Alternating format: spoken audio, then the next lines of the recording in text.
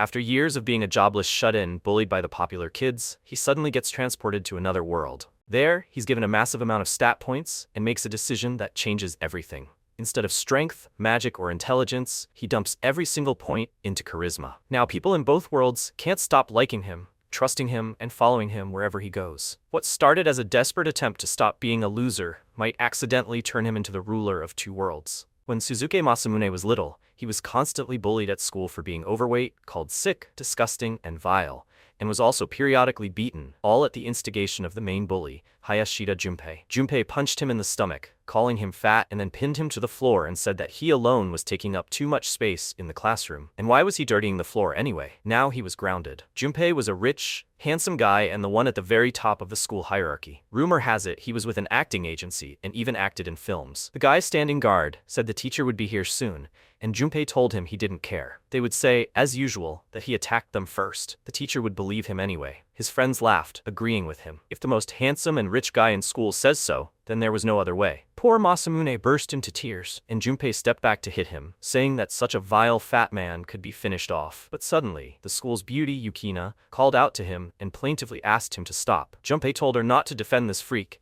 and she grabbed his clothes, looked him straight in the eyes, and asked him not to do that. He looked at her thoughtfully, then clicked his tongue in displeasure and left, and she checked to see if Masamune was okay. After that, they walked home together. He cried the whole way, and at one point she said that when they became adults, even when they became grandparents, they would always walk this path together. He looked at her in surprise, and a new batch of tears appeared in his eyes. He could not have imagined that a girl with such a pure heart existed in this world. As soon as he returned home, he immediately packed all his games and manga into a huge box and said goodbye to them. One day, he would become a man worthy of Yukina. He would enroll in Tokyo University, start earning 10 million a year, and they would live happily ever after. He would not give in to any bullying. He was fired up by this idea, studied day and night, restraining his urges to play and read manga. And then one day, he received a text message from an unfamiliar number with a very interesting video. The video was of Yukina kissing Junpei. And when they finished, she said that when they became adults, even when they became grandparents, they would always be together. Hearing the same words she said to him back then, MC burst into tears, and Junpei replied that they would love each other forever. She hugged him, saying she was so happy, and he looked straight into the camera and gave the middle finger. The video was captioned, "Tried Yukina, thanks for the treat." 14 years passed, and of course, MC lost motivation after that, and his life went downhill. He tried writing novels, but readers said his stories were completely devoid of realism. Maybe he should read more professional works and everything will work out. These comments angered him. He rolled up the blanket and started beating it with his fists, trying to vent his anger. And when he finally calmed down, he smiled and thought that he almost destroyed the earth. If his evil eye awakened, it would be the beginning of the end of the world. He is currently 26 years old and his profession is virgin, nerd. His gaze fell on the napkins and phone, and he opened that very website to look at his favorite girl, Mikako. He thought that she was the only one who saw his great talent, that she probably had a wonderful character in life and that she would definitely comfort him. And then an image appeared in his head of her looking at him and calling him a disgusting and dirty virgin. The floor beneath him suddenly disappeared, and he found himself in a completely different place. And immediately after that, a loud girl's scream pierced his ears. Embarrassedly covering her eyes, Rito pointed to his lower body and called him an idiot, ordering him to quickly hide it. He looked down and, realizing the position he was in, immediately pulled up his pants and thought that he had just watched the video. He glanced at this girl. She was hovering in the air,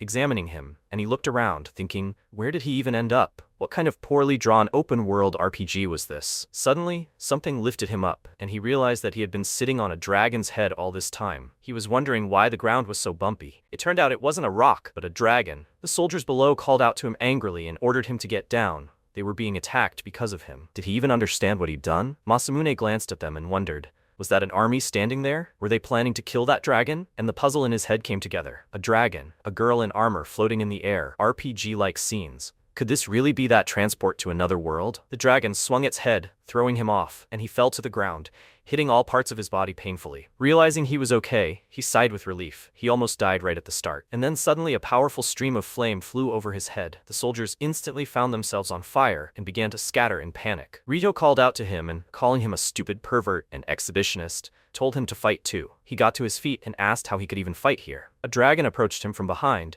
and he only noticed it when it released its flames. A huge stream of heat covered him from head to toe. Rito was terrified and almost thought he was dead, but despite such a powerful flame, he still somehow managed to survive. The number 0 appeared above his head, and he wondered, does that mean the damage is 0? Does he really have some kind of skill that makes him completely immune to fire? He noticed someone's shadow covering him and turned around. The dragon was staring at him. He quickly glanced around. The soldiers were already severely exhausted and had suffered losses, and he realized that he was the only one left as the monster's target. He immediately broke into a run. The dragon followed him, and he exclaimed in horror, "What kind of impossible game is this?" He hit an invisible barrier, and a system notification appeared behind him. Escape impossible. He turned around, wondering what that invisible wall was, and saw a notification. By this time, the dragon was already nearby. Seeing its wide-open mouth, he screamed. He was so scared that he closed his eyes, and then he felt something soft and warm. He hesitantly opened his eyes and saw a girl in front of him. She saved him from being eaten and told him to decide whether he was strong or weak. He didn't have a scratch from the dragon's flames, but he couldn't even react in time to a normal attack. What kind of stat imbalance did he have? And anyway, she didn't do it for him. It's just that if he died here, their morale would have dropped. So she saved him.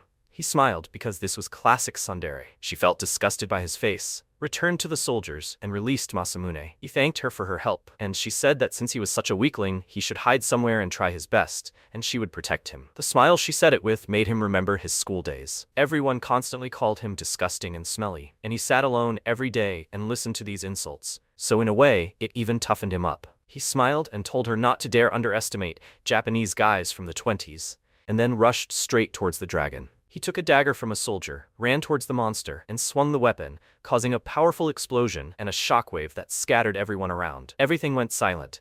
MC was shocked by what he had just done, and the number of coffins behind him increased. Not a single knight survived. There was a roar, and the dragon fell dead. It turned out that his powerful blow literally split the monster in two, and even fried it from the inside. He looked at his dagger and hands in confusion, then turned his gaze to the monster. Realizing it was his doing, he was greatly surprised, and footsteps were heard behind him. Rito, who had barely withstood his attack, approached him, leaning on her sword, and noted that a simple attack had worked like a mass attack. With one blow, an entire brigade was destroyed. She pointed her finger at him and, with the last of her strength, said that he was the great demon king, and then fell unconscious. Masamune rushed toward her, worried, but his gaze fell on her body parts and he froze. Of course, his interest was stronger, so he lay down to examine her from all sides. After that, he was sent to prison, and the entire time he was imprisoned, he cried and begged for forgiveness. He admits that dragons and soldiers died because of him, but he didn't lay a finger on this girl. He only glanced under her skirt. He saw nothing. It was impossible to see anything at all because of that fabric. He thought he'd just entered another world, and they'd already thrown him behind bars. By the way, where's the goddess? When transported to another world, the chance of meeting a goddess is 99%. What kind of negligent attitude towards work is this? And then the cherished voice of the goddess rang out. She called out to him, and he turned around, seeing a glow. This goddess called him like a nurse calling for an appointment, and he asked, "Are you at the hospital reception desk?" The goddess didn't understand what he was talking about, and he awkwardly asked, "Isn't she the one he thought she was?" She confirmed it, and he asked why she hadn't appeared at the very beginning. His question flustered her, and she began mumbling, trying to find the right words. Then she confessed that the problem was that a dirty, reclusive, lazy man with his pants down had been summoned here, and she'd accidentally decided to ignore him. It's just that lately she'd only been dealing with neat Japanese men, so it was doubly hard for her. He remarked that it was too honest, and she added that it was trendy now to transport doctors, self-defense forces fighters, and other highly specialized people to another world. So if some slacker showed up now, it would be a problem, not an option at all. These words struck him straight in the heart, and he became deeply upset and thought that even when transported to another world,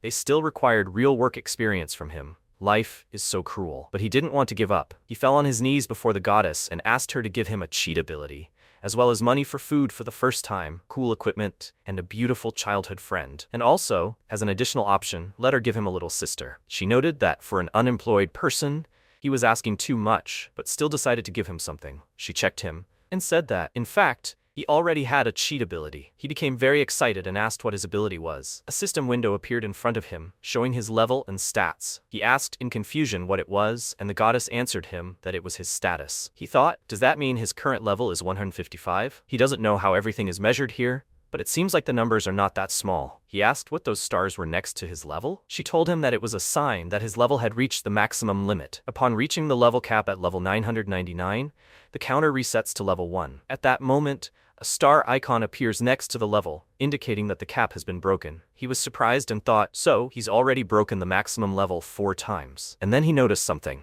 Even though he'd reset the level cap 4 times, his charisma was only 5. The goddess remarked that this was indeed strange, and he explained that it must be some kind of mistake.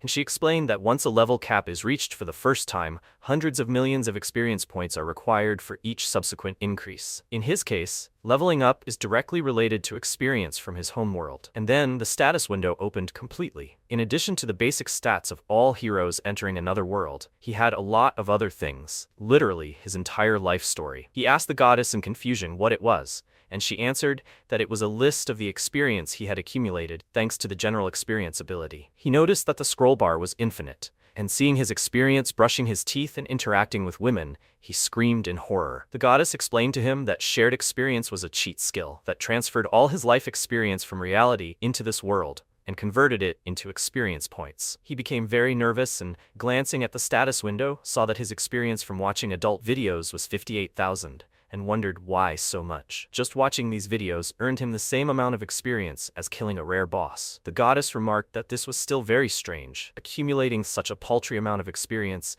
it was absolutely impossible to reach the limit. He asked, so that means you need that much experience to level up? She answered that, especially after breaking the limit, to increase the level even by 1, you need about 2 billion points. He felt uneasy from this huge number, and the goddess said that if you add up all the life experiences of Oda Nobunaga and Napoleon, it would only come to about 200 million. He was very surprised. If you add up their lives, it wouldn't even be enough for 1 level, even though they ruled the world. Then how can you explain the fact that he broke the limit 4 times? After all, there must be an error in the system. While he was checking his status window, the goddess asked if he was by any chance a multi-reincarnator. He asked what that meant, and she said that she had to go. She wasn't his mother to explain everything to him. She began to recite the entire welcoming speech for someone arriving in another world, and said that when he lost his way, he should call on her again. A bright light blinded him, and then she disappeared, leaving Masamune alone in the prison cell. Suddenly, the guard's voice rang out, asking who he was talking to. His heart nearly jumped out of his chest from fear,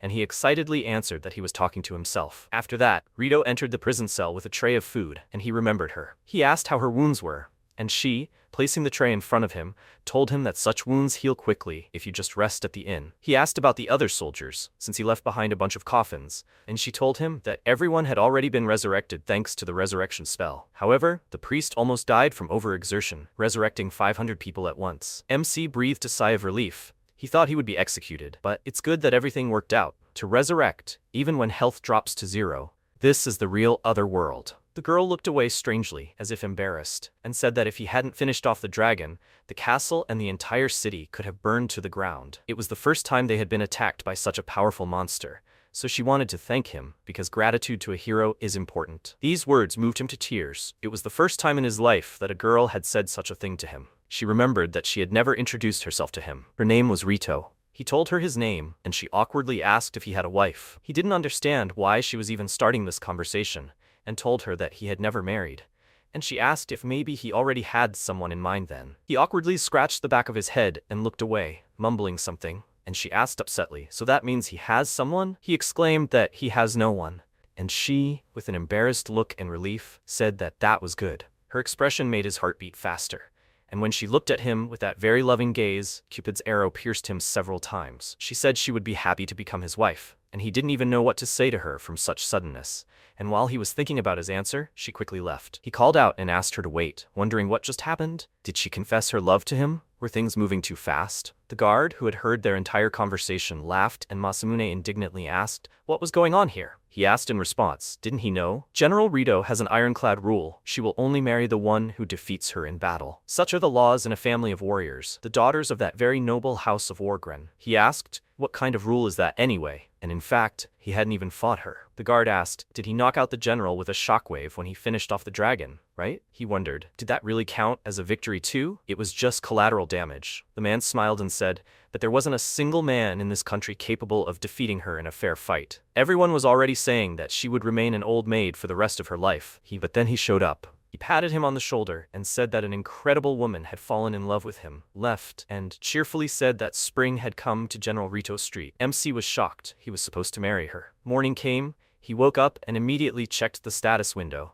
thinking that he had gotten himself into something serious. No sooner had he been thrown into another world and thrown behind bars than marriage. Events were moving too fast, and marriage to such a beauty on top of that. He closed his eyes and imagined Rito as a good wife and smiled, thinking that she was so brave. While he was enjoying his dreams, he accidentally clicked on something in the system window and it made a sound. He shuddered in fright and saw his skill points in the system window, almost 10 billion. He thought he had accumulated a whole mountain of experience points for each level up, and he didn't know it. But considering he opened the status window for the first time only yesterday, it's not surprising. He yawned loudly and thought that his head was completely blocked from lack of sleep, and that he was forced to sleep in this dim cell, which is why he had that nightmare. The dream was about his school days, especially about Junpei and Yukina, who so vilely betrayed him. From that very day, he stopped going to school and embarked on the path of a recluse. He remembered Rito saying that she would be happy to become his wife, plucked up his resolve and decided to invest all his skill points into charisma, so as not to experience that pain and humiliation again. As soon as the points were distributed, he was transformed. His hair grew luxuriously white, his eyelashes thickened, and his lips plumper. He was literally beaming. He didn't understand what had just happened, and looking at his arms discovered that he had lost weight. Seeing that his charisma was now maxed out, he burst out laughing and thought it was so funny. Absolutely everything here was broken. The system notified him that new unique skills had been unlocked, after which a whole skill development tree appeared before him. Sword God, Great Sage, and Missionary of Love. The last branch really intrigued him. He is the one who has attained holy love. He can captivate all people, regardless of gender, and give the world peace through the pleasure and happiness of love. He wondered, what kind of shameful name and description is this? Although it looks so hilarious that it intrigues him even more than the other skills, even though he still has a mountain of unallocated points. So he decided to go with the Missionary of Love branch, and unlocked several special skills. Super Durability allows you to maintain the hardness of steel and control everything freely. The Ray of Charm converts charisma into attack power. Opponents struck by the Ray of Charm will be captivated by it and become its love slaves. Divine Palm. Anyone who touches it while the skill is active experiences pleasure. He didn't like what he chose at all. These skills are useless in combat. Quick footsteps were heard in the corridor. A guard burst into his prison cell and called out to him, saying that the king was calling him, but seeing a charming, handsome man instead of a fat man, he was speechless. He immediately ran out of the prison cell and apologized. Apparently he was in the wrong room. Masamune exclaimed that he had entered the right room, and the guard returned. What happened to him? He smiled awkwardly, wondering how to explain it to him, and said that it was all unimportant. He was in a hurry after all. What happened? The guard remembered his errand and informed him that the king was calling him. After that, he led him to the throne room, where a huge crowd had gathered. At first, he thought there was some kind of event going on, but when he noticed that all eyes were focused only on him, he realized that everyone had come to gawk at the one who had killed the dragon. Rito had said that she had never seen such a dragon. He passed several noblewomen when suddenly there was a crash behind him, and they both fell and lost consciousness. He turned around and wondered if the sight of blood was making them dizzy. But after that, several more noblemen fell, and he, trying to ignore it, nervously walked on and thought, what's going on? Everyone he passed was fainting. He wasn't doing anything, so why were they falling? Turning around, he saw the men looking at him, and then he understood everything. He had pumped up his charisma too much, and the eyes of these men, they were looking at him as if they wanted to drag him into bed. He knew it for sure. He was a man too. He backed away from them in fear, pressed himself against the guard and asked him to go faster. His heart almost jumped out of his chest from his touch, but he restrained himself and asked him not to come so close to him. Finally, they reached the king. He measured him with a thoughtful look and asked, so he was the warrior who slew the dragon with one blow? He confirmed it, and the king, thoughtfully stroking his beard, asked if he would like to become his queen. His question stunned him. The king laughed and said that of course there would be a gift. He showed him 2 fingers and exclaimed that after the wedding he would give him this much pocket money every month. And before he even had time to answer, the king exclaimed that this was somehow not enough. He showed him 3 fingers and asked, then, how about this? Now he wants to become his queen? MC stared at him in confusion, not understanding what kind of nonsense this old man was spouting, and the king's advisor shouted that he was proposing something completely different. The old man smiled awkwardly and said that their king had such a cute habit of confusing everything. Masamune felt a strange, homely atmosphere from him, and the king cleared his throat, saying that he had a request for him. The one who defeated that mighty dragon. Their kingdom lived in peace before the appearance of the Demon King, so they had no need to raise strong warriors. MC noted that this was just like an RPG, and the king declared that this was precisely why they needed a skilled fighter like him. They wanted him to become a member of the Demon King's subjugation squad and help their hero. He waved his hand and called out to the heroes, ordering them to appear before him. The doors to the throne room swung open, and the heroes entered. Among them were a maid with cat ears, a warrior, a priestess, and a magical girl, as well as Rito. They all approached the king. Rito glanced at Masamune, and he waved at her with a smile, but she turned away from him with indifference, which confused him. He wondered if she recognized him. Had he really changed that much? The king addressed the heroes loudly, and pointing to Masamune, said that this was a battle-hardened veteran named Masamune. He abruptly fell silent, began his speech again, but then fell silent again and stared at him with a puzzled look. He continued his speech, but simply mumbled Masamune's name so that no one could understand it, and declared that he would become their comrade in arms. Let them set out on a campaign to defeat the Demon King. MC immediately realized that he had simply forgotten his name and decided to get out of this situation, and when the king addressed him, he indignantly exclaimed that his name was Masamune. Hearing this name, Rito flinched, and he indignantly asked, "Does his opinion matter to anyone here?" The king ordered him to shut up, and Rito looked at him and asked, "Is it really Masamune?" The king gave him an ultimatum. Either he goes on a campaign or share his marriage bed on the first night. Of course he chose the first option. After that, the meeting ended and everyone dispersed. He followed the heroes and realized that he had simply been deceived. Maybe this king is actually a brilliant strategist? This is some kind of nonsense. While he was thinking about this, Rito separated from the heroes and told them to go forward, and she herself went towards him. He smiled and thought that she did not recognize him and ignored him. Now he wonders what he looks like in her eyes when his charisma is at its maximum. Maybe she'll tell him he's handsome, or will she immediately kiss him, hug him, or even do something more? But her reaction didn't meet his expectations. She roughly grabbed his clothes and asked, "What does that mean?" He smiled awkwardly, not knowing what to say, and wondered if she was angry. She asked what he was thinking, changing his appearance. Her question made him confused. Actually, now his charisma is at its peak and he's become a handsome man that everyone is crazy about. But why is she reacting like that? Rito was already losing her patience. She repeated her question with a very gloomy look, and sparks began to fly from her in all directions. She was so angry. She ordered him to answer, and he excitedly exclaimed, "Girls like handsome guys, right?" He thought that his past self, a disgusting, chubby recluse, was obviously no match for her, and he never wants to have the one he likes taken away from him again. He looked away and said he thought she'd be happier marrying a handsome man. Having gotten an answer to her question, she let him go and left. He called out to her in confusion, then she turned around and looked at him with tear-filled eyes, which made him feel uneasy. She said she liked the man she'd met the first time even more. She burst into tears and ran away, and he fell into despair. He fell to his knees, clutching his head, screaming loudly. What an idiot he was, putting all his points into charisma without thinking. Now he wanted to redistribute his skills. He excitedly opened the system window and ordered it to cancel the charisma boost. But the system informed him that points once assigned could not be returned.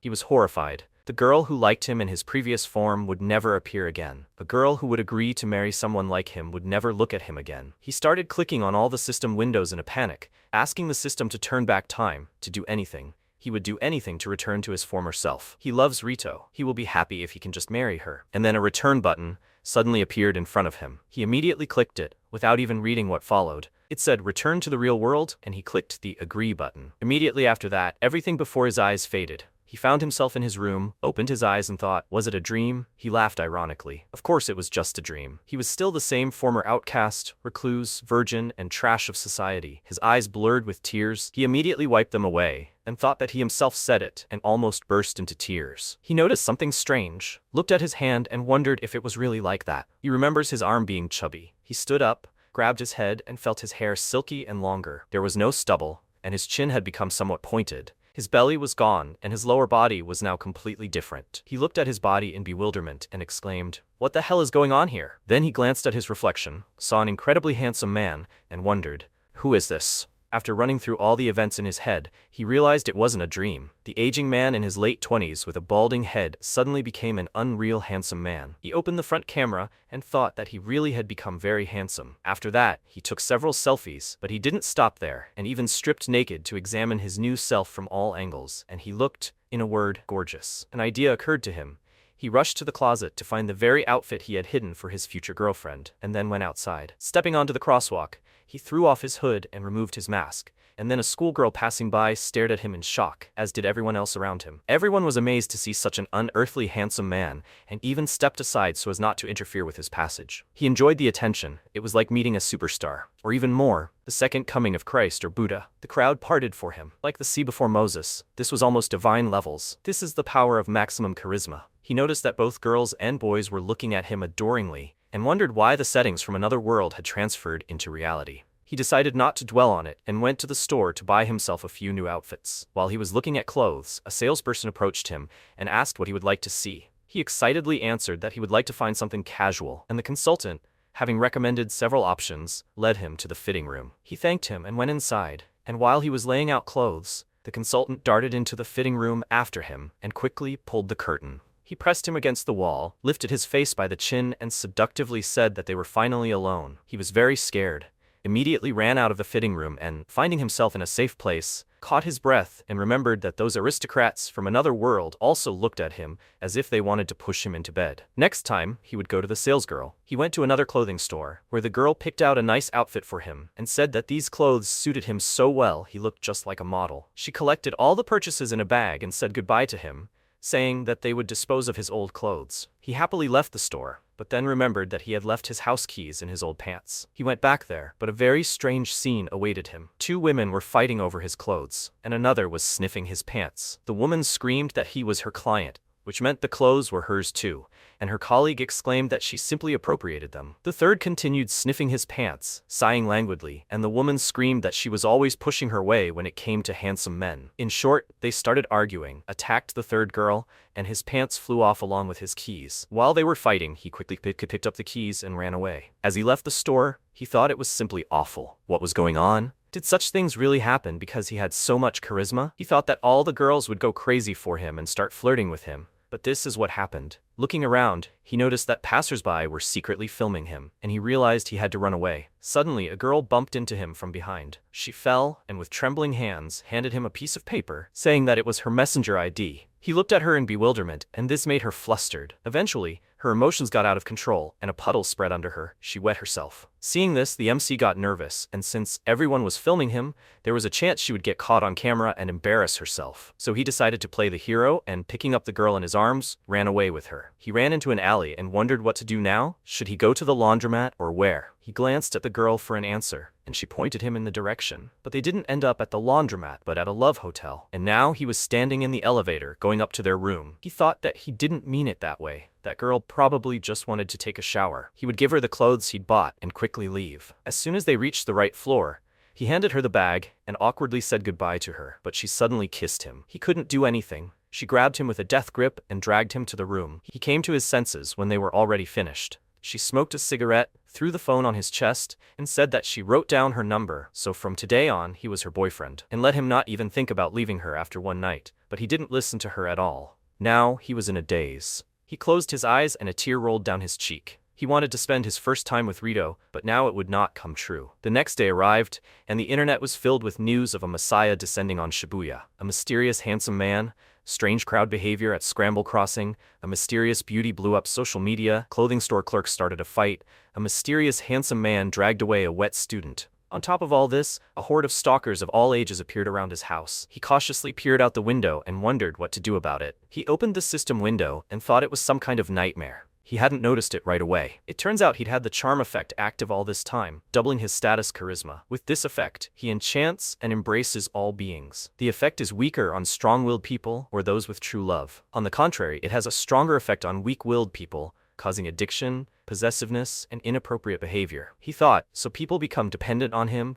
and behave inappropriately when they see him? It's the opposite of a debuff. This skill only has downsides, and the notifications on his phone never stop. He went to his profile and saw a ton of views and likes on his photos. 400 million. That's even more than the population of Japan. And then there were the comments, written in some incomprehensible language. The numbers grew by the second, all because he posted photos of himself in his future girlfriend's clothes on his profile. Even if so many people liked his appearance, he's still just a handsome slacker. And when he thinks about it, he feels a little sad. Although, of course, job offers are constantly pouring in through his private messages. An acting agency even contacted him. Maybe he should become an idol? With his looks, it would be easy as pie. He immediately dismissed the thought and remembered that he'd only gone outside once, and a crowd of stalkers had already followed him. And if he became a celebrity and his face was shown on TV, everything would only get worse. He grabbed his head and started rolling on the floor, screaming that he couldn't stand this life, so he needed to return to the other world and find items or a skill there to reset his charisma. He decided to check the skills tab again. There was Demon King's Flame and Dragon God's Wave. It was a legendary technique that was rumored to have destroyed the Demon King from the other world with a single blow. The shadow of anyone erased by this technique would shine pure white and be imprinted in space forever.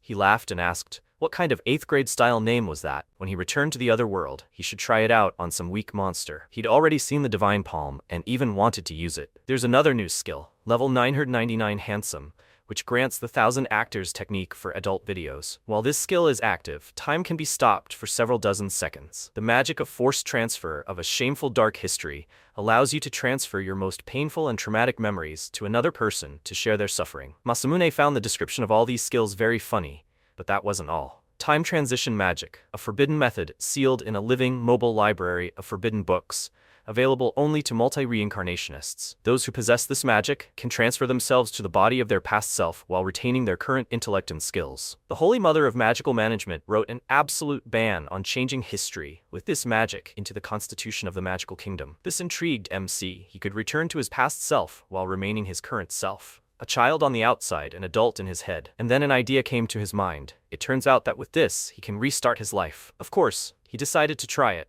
Right after that, he was blinded by a bright light, and a woman's voice rang out in his head, telling him to imagine in his head the past to which he wanted to return. He thought about it. He had one very vivid memory, but it was so gray and hopeless that it even hurt him to imagine it. And yet, if he could return to the past, he had to do it. He remembered that text message, and a bright flash appeared before his eyes. And when he opened his eyes, he saw a beautiful child. At first, he didn't even realize it was him. And when he realized it was his reflection, he was very surprised. As a child, they called him a pig, and girls treated him like trash. He took his phone. It was a flip phone, not like a regular smartphone, and his hand was still so small. On the phone was that video with Junpei and Yukina, and as soon as she said those very words, he became very upset. The calendar showed August 31st, 2006, the day he became a recluse. He sighed heavily and realized that he really was in the past. He had returned to that very day. He went to school, and all the girls surrounded him from all sides, enthusiastically bombarding him with questions about who he was and where he had transferred to. Masamune stared at them in bewilderment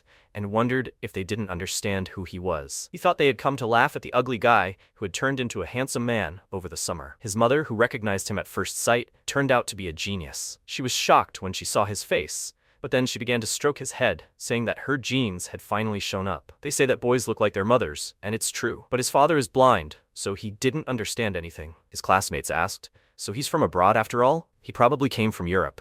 What country is he from? He pompously answered them that he was from another world, and seeing their stunned eyes, he smiled contentedly, and then they shouted with delight that it was so cool, and he thought in shock, what kind of evaluation criteria do they even have? Noticing a crowd in the hallway, Junpei ordered everyone to disperse. He approached Masamune, smiled, barely containing his anger, and he thought, did he come to bully him again? But Junpei simply asked if he was new. He was angry that he was taking all the girls' attention away from him, and asked if he thought too much of himself. MC confusedly told him his name, but he ignored it and scheduled him for a fight during recess on the roof. After that, he left, and he thought that it was obvious, and he did not recognize him. He went to his class. The teacher, as always, began roll call, and when it was his turn, he raised his hand and everyone looked at him in surprise. The teacher called his name again, and he told her he was there, causing the kids to laugh, thinking he was joking. She called him again, and when he raised his hand again, they began to realize he wasn't joking. Masamune told his teacher his name, but she was so stunned that she didn't know what to say. The lesson ended, and recess began. He went out to a deserted place and sighed heavily,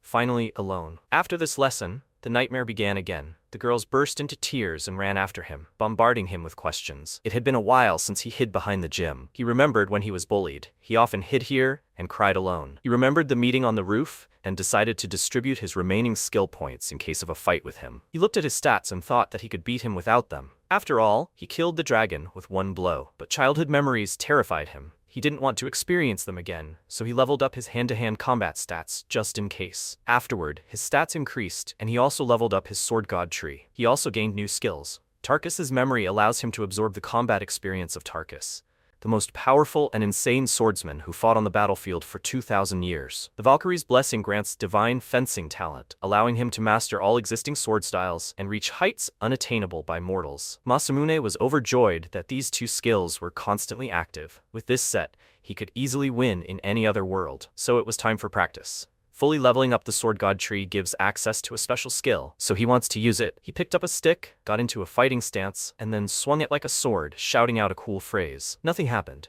He awkwardly scratched the back of his head and thought that at his age, shouting out the names of attacks is certainly embarrassing, although he is a school child now, so he can do it. He turned to the gym and, seeing that the building was cut in two, fell into shock. The school children, meanwhile, gathered at the windows to see what was going on, since the collapse of the building caused a rumble. They ran to see if it was true, and one of them said that there was a strong earthquake. They say it was the gym that collapsed. Well, their gym was already falling apart. The school children were delighted and rushed outside to see for themselves, but no one let them out of the school. And Masamune, meanwhile, headed to the roof and thought that he should be more careful so as not to accidentally kill anyone. He opened the door, and Junpei and Yukina, as well as his friends, were already waiting for him there. Junpei immediately started laughing at him, asking if he'd gotten plastic surgery over the summer break. He couldn't believe how pathetic he was. He hadn't gotten any cooler. He was still the same pig he always was. MC thought this guy was just obsessed with his looks, and Junpei said he didn't know how much he paid for that face, but he was going to crush it into pulp and give him his pig face back. Masamune told him to stop,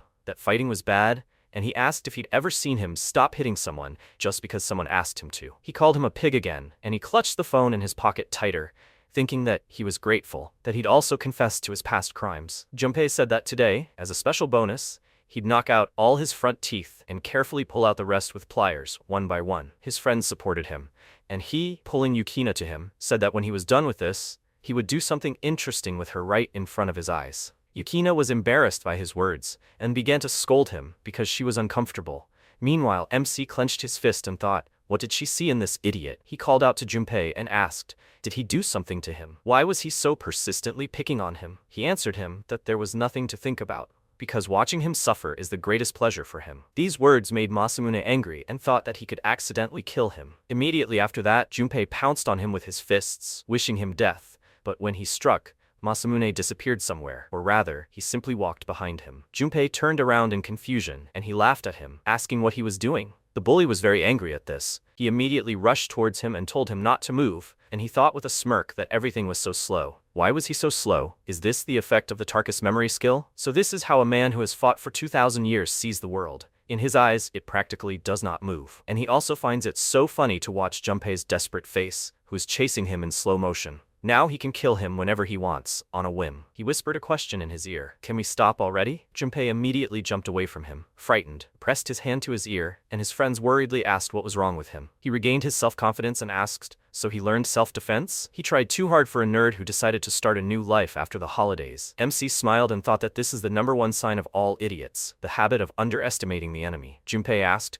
so while he was having fun with Yukina, he was diligently practicing dodging punches? This is so pathetic. He didn't notice how Masamune suddenly approached him and delivered a blow that made his friends flinch, but their friend was nowhere to be found. It turned out that MC's blow had thrown him several meters into the air, and when he started to fall, he deftly caught him and thought that the second sign of an idiot is a complete lack of self-preservation instinct. He carelessly threw him on the floor, and Yukina worriedly rushed to him, asking if he was okay, but when he looked up at her, she jumped back with a frightened squeal. This blow knocked out several of his teeth, and not only that, his nose was now just like a pig's. He looked at his friends and asked them to tell him what happened to his face, and Masamune thought that if he got seriously injured, there would be a lot of problems. In fact, his face should have been shattered by such a blow, but he simultaneously cast a healing spell. Although even so, that's the most he managed to recover. Without waiting for an answer from them, Junpei staggered to the restroom. All the students in the hallway were frightened at the mere sight of him. One of the girls called him disgusting and ugly, and her friend told her to stop. Then Junpei turned right to her and, grabbing her by the shoulders, began to threaten her. But then the boy kicked him and asked her if she was okay. She told him that she was so scared, and Junpei turned furiously to teach that boy a lesson. But seeing the looks of the schoolchildren, he immediately froze in place. They called him an ugly monster, a pig's snout, disgusting. He faced the same thing as Masamune. Having gotten up, he silently walked on, and MC, watching him, thought that children can be so cruel. Although his face had changed, inside he was still the same Junpei as before. But what can you do if you hurt someone? be prepared for the fact that they will take revenge on you. He brought this trouble on himself. Junpei went too far. At that time, he went to the mirror, and seeing his reflection, he screamed loudly, and Masamune at that time decided to return to class, but ran into Yukina. She looked at him with a face full of horror and anger, and asked what he did. She grabbed her head and said that when it was already too late, when she began to belong to someone else, when she found her happiness, he just changes, becomes handsome, and ruins everything she had. What does this mean? Did he do this to spite her? Did he really hate her that much? He was confused by this, and wondered what she was even saying. After she told him such things, she went and started dating him, who mocked him, and also did all sorts of things to him. She was the one who played with his feelings and broke his heart, so why was she suddenly playing the victim? She started crying, and asked in a very angry voice, will he say anything in his defense? He started to leave with a calm expression, and thought that that's how it is. The Yukina he liked no longer exists. She looked at him with a displeased look, and said that I understand, which means she will hate him too. She will hate him for the rest of her life. Sometime later, Masamune left the house, looked towards the door, and said that he was going to school. He heard the sounds of approaching footsteps, turned around, and Yukina came up to him with a happy expression on her face and wished him good morning. He called her by name with a shocked expression on his face, and she asked if maybe they could go to school together. A week later, he put on the strangest clothes possible, left the house, and was surrounded by a crowd of girls, calling him, wishing him good morning, and saying that today he also looked amazing. How wonderful he was, just like from the cover of a magazine. He was shocked by this, and thought with a displeased look that he dressed like this to scare off the girls waiting for him outside the house. But it seemed to have no effect. Have they really gone completely blind? If there are even more of them, the neighbors will start complaining, although this has already started.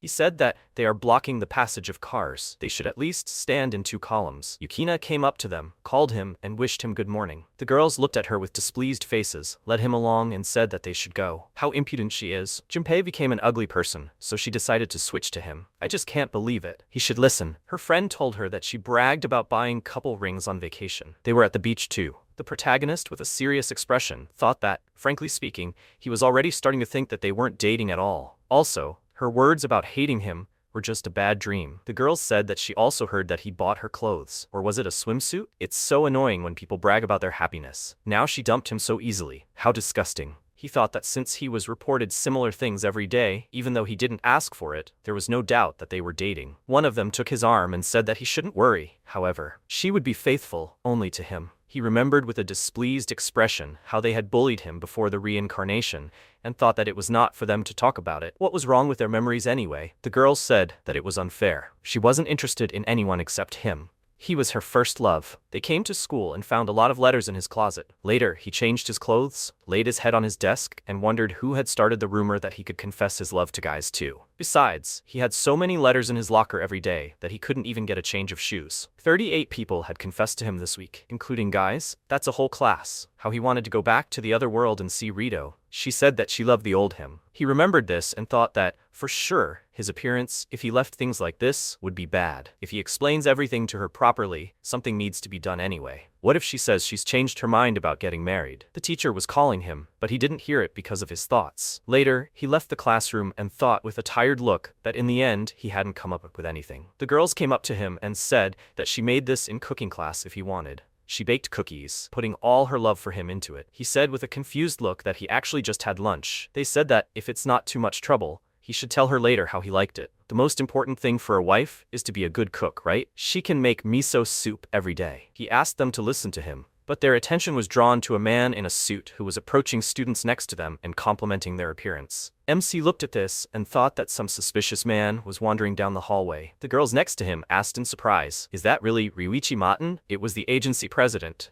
the Martin brothers. He looked at him and wondered, is that suspicious man the president of a national idol agency? He noticed him and ran towards him very quickly. He jumped high in front of him and the crowd of girls and did a somersault, which surprised them very much. He landed with his back to him, leaned towards him and loudly said that he was absolutely gorgeous. He was confused by this and apologized. He stood up, walked up to him and asked, "So he was the guy who applied for their casting?" He said with a shocked expression that he was hearing about it for the first time. He said that when he saw his photo, it was like an electric shock struck him. He ditched his band in the middle of a tour in France and rushed straight from Paris. He became even more worried about what he heard and wondered if someone had sent his photos to the idol agency without asking. Who did this? He started looking around with an angry expression, noticed the student turn away, and wondered if it was her. Maten put his hand on his shoulder and said in a happy tone that he was accepted. They were just forming a new group. He would join it and debut right away. The girls heard this and happily asked, will he become an idol? This is her new bias. He said that they should wait. He was not going to be an idol. He picked him up with one hand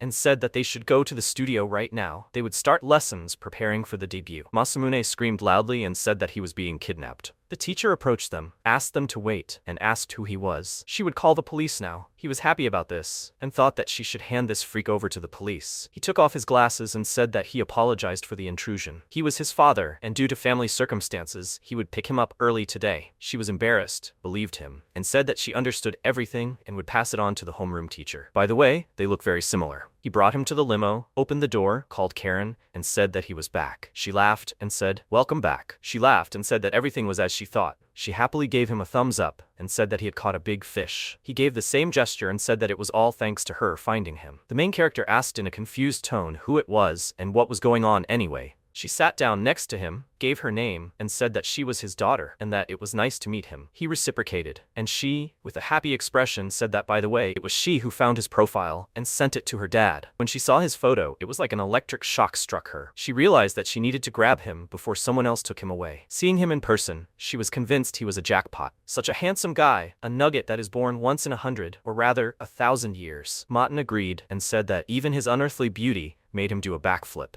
She called him and asked him not to exaggerate. They left, and he, with a worried look, wondered why she did that. After some time, they arrived at the agency and Karen said that they should spare a minute of attention. She introduced him and said that he was their new member. Starting today, he was joining training. By the way, these guys will soon debut as part of the group's Special S101. He was very surprised by what he heard and asked loudly, did she say Special S101? Performance on Kohaku, leading roles in primetime dramas, first place in disc sales. After all, these are the top idols of their time. He thought, he is a former recluse, suddenly bursting into such a star-studded lineup? This simply cannot be.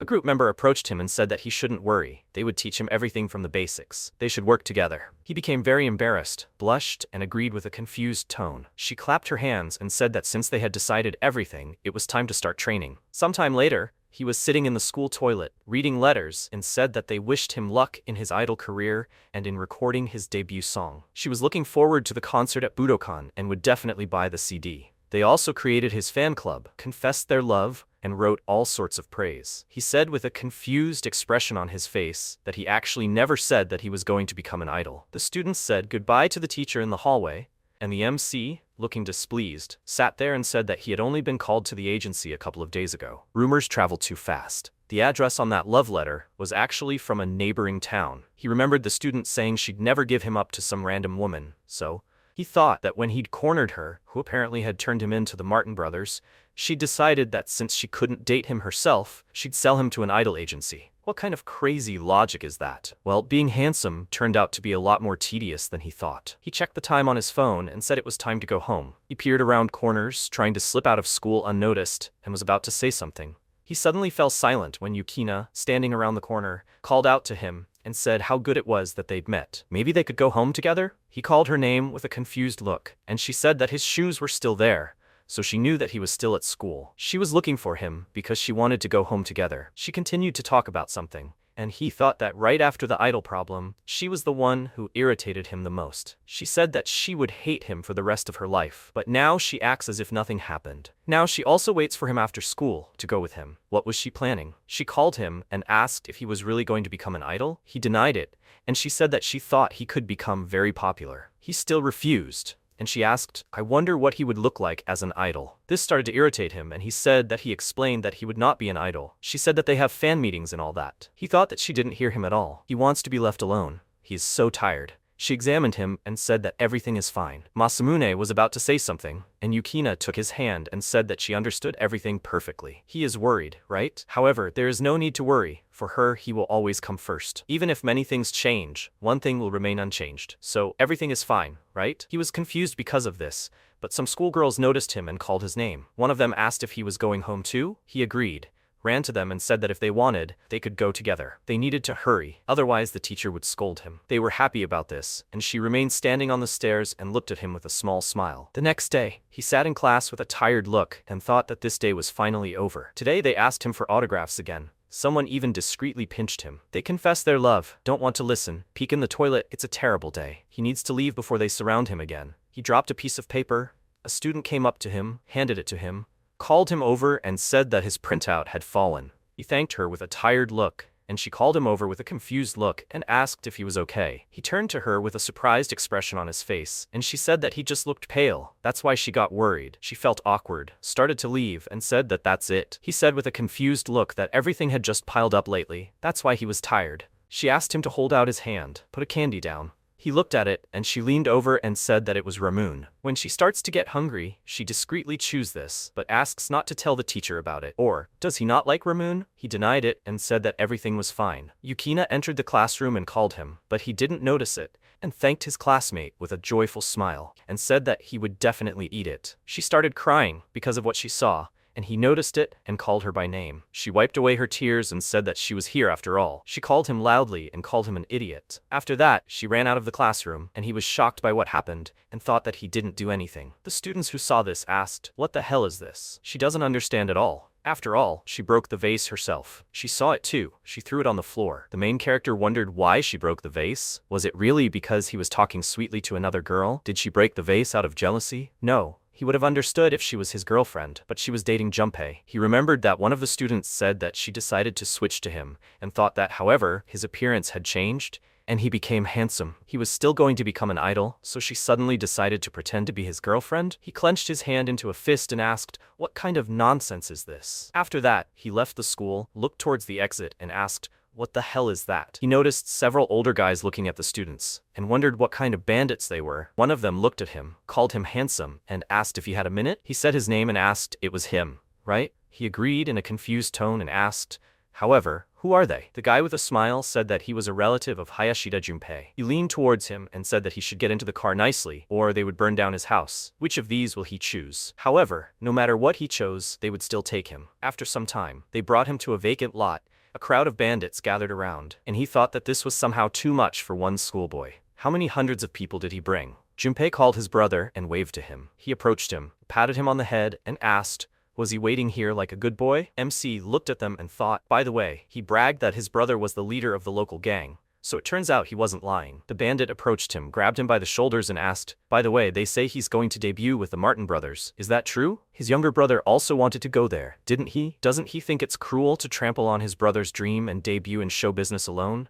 So, as compensation, he will pay for his brother's plastic surgery worth 20 million, plus 3 billion yen, which is his lifetime earnings in show business, which he lost. He will pay this debt for the rest of his life. He listened to this and asked angrily, "This is a joke, right?" He didn't hear it and asked, "What did he say?" He thought about what kind of crazy freaks he just crossed. Even if he ran away now, they wouldn't leave him alone. Like he said, they could burn down the house or attack the family. Half measures won't do here. If they're going to beat them, they need to hit them for sure. He turned to him and said with a smile that he was saying that demanding money for their hopelessly deformed genes won't work. He was very angry about what he heard, took out a knife and stabbed him in the stomach. He was surprised, grabbed his stomach and fell to the ground. One of the bandits who saw this loudly asked, "What is he doing? Why was it necessary to kill him?" After all, they wanted to blackmail him and extort money from him after his debut. He apologized and said that he had simply made him angry. Junpei ran to him, joyfully called out to his brother, and said that he deserved it. He began to joyfully run, jump, and laugh loudly. He lay on the ground, called for help in a pitiful voice, and said that he was in pain and that they should call an ambulance. He stood next to him with a satisfied look,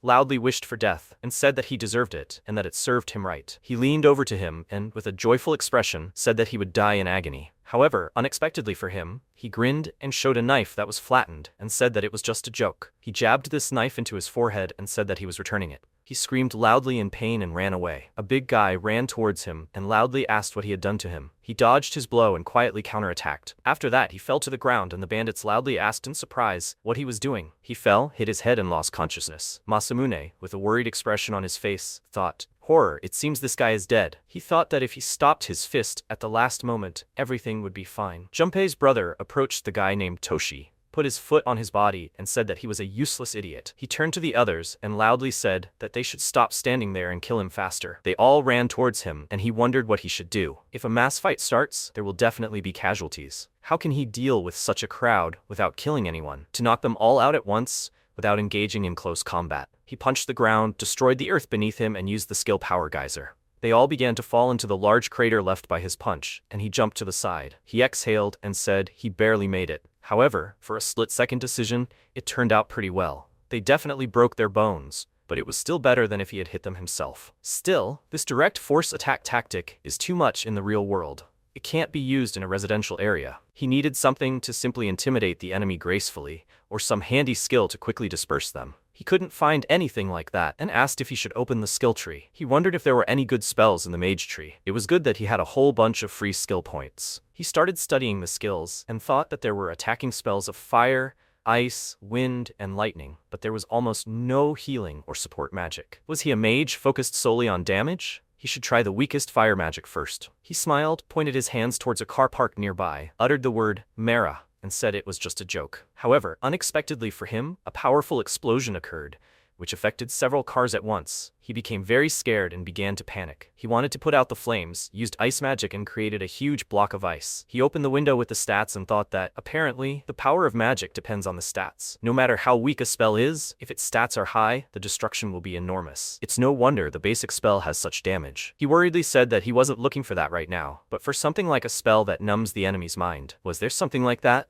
He continued studying the skills and thought that, in general, he would also max everything out. Sage skills, support magic, healing magic, advanced attack magic, ancient dragon summoning magic, apocalypse beast summoning magic. It seemed the sage also lacked mind-numbing magic. If some madman attacked him, it would be an endless problem, and beating them was too tedious. What should he do? A system window appeared in front of him, which stated, "The secret of combined magic allows you to create new magic by fusing existing spells." There was no one left in the world who could repel the magic of the most powerful sage who had mastered unknown spells. He looked at it with an intrigued expression and thought that the pinnacle of the sage's skills was combination magic. Depending on the combination, something incredible could be created. Had he really learned all the available skills? A new, huge skill tree appeared in front of him, and he thought with a joyful expression that it was 5 times larger than the previous skill tree. He noticed the inscription, Great Demon King. He was surprised by this and wondered, wasn't he supposed to be a hero? Although it sounded cool, so he was forgiving. Does he have a unique skill of the Great Demon King? The system window said that brainwashing the weak was a unique skill of the Great Demon King.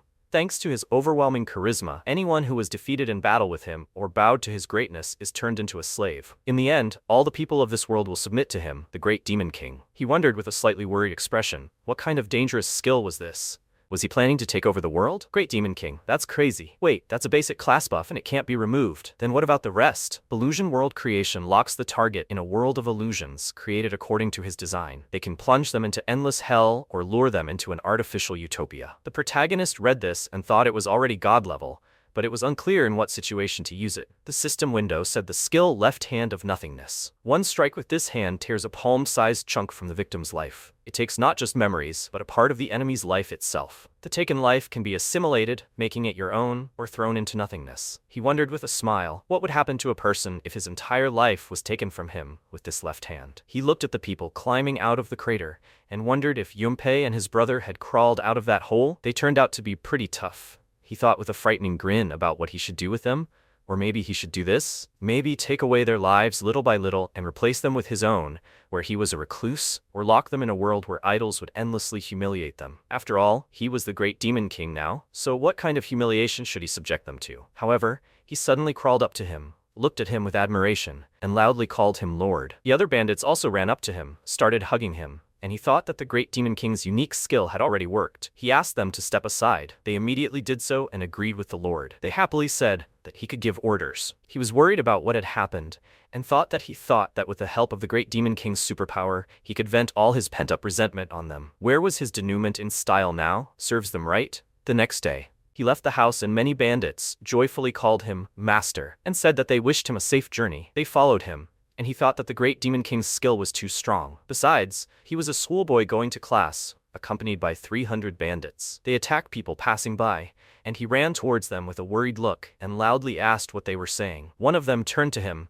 and said that they were eliminating those who were interfering. Brother Junpei said that they would await further instructions from the master and would not leave the school for a moment. MC called them mindless slaves and worriedly thought that this was bad. In this manner, he would definitely be mistaken for the leader of this gang of children. They all sat around him, and he said that those who study at school should go to class and study diligently. Those who dropped out of school must get a qualification to find a profession, or get a job as apprentices to carpenters in factories, where practical experience is required, and they must work conscientiously. In short, from now on, they must not cause problems or harm people. They must do things that benefit society and live honestly. Understand? They all agreed with happy faces, started to leave, and loudly said that they should all follow him to school. They must go to study and will work. They must get a qualification. He walked further, but was met by Yukina, who took his hand with a smile and led him along. He was about to ask something, but she interrupted him and said that he should follow her. They needed to talk. She led him to the roof of a school, and he wondered what she had planned this time. She said with an embarrassed expression that it seemed she loved him after all. He was shocked by this, remembered everything that happened earlier, and thought,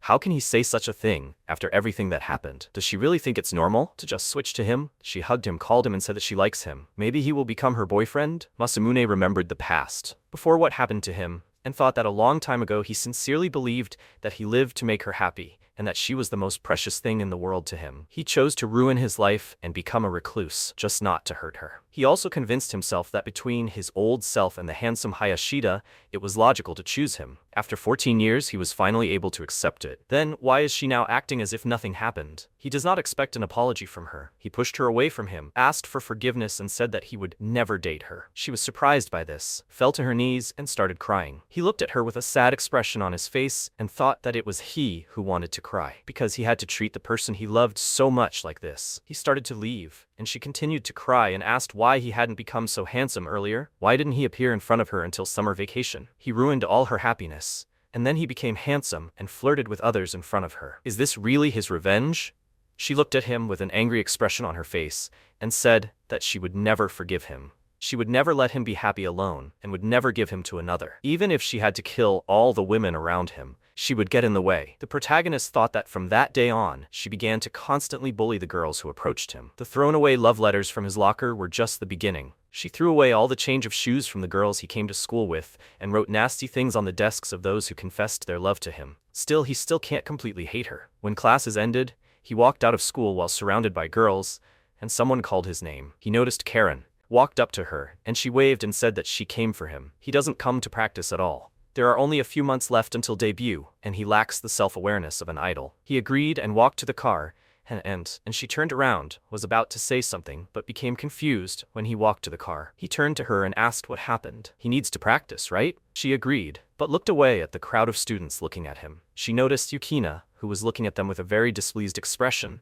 and she said with a smirk that now she understood what was going on. She went to him, called his name, and he turned to her and asked, "What's wrong?" She came closer and, unexpectedly for him, kissed him. He blushed from embarrassment, and everyone around was shocked by what happened. She turned around with a smirk and saw that she had become even more angry. After that, Karen pushed him into the car. She ran towards them, was about to ask them to wait, but they drove away, and she looked at them with a very angry look. In the car, he indignantly asked what she was doing so suddenly. She asked with a little surprise, hasn't he suffered from being stalked by a strange girl? He was confused by this, and said that she was not exactly strange, but a childhood friend. She said that a lot of kids in their agency had been through terrible things, so he also needed to be careful with people like that. He thought that such a kiss in front of her eyes was not just oil on the fire, but rocket fuel for a forest fire. She had some idea and said that she could be his girlfriend. He was very surprised by this, and she asked, they won't be a real couple, but a fake one, okay? It's only for a while, until this weird girl leaves. For a while, he'll have to play the role of her boyfriend. He asked with a confused look. By the way, aren't relationships prohibited in idol agencies? She said that he shouldn't underestimate the ability to control the media. So, they can start rehearsing right now. They have to look like they're in love to everyone around them. She called him darling,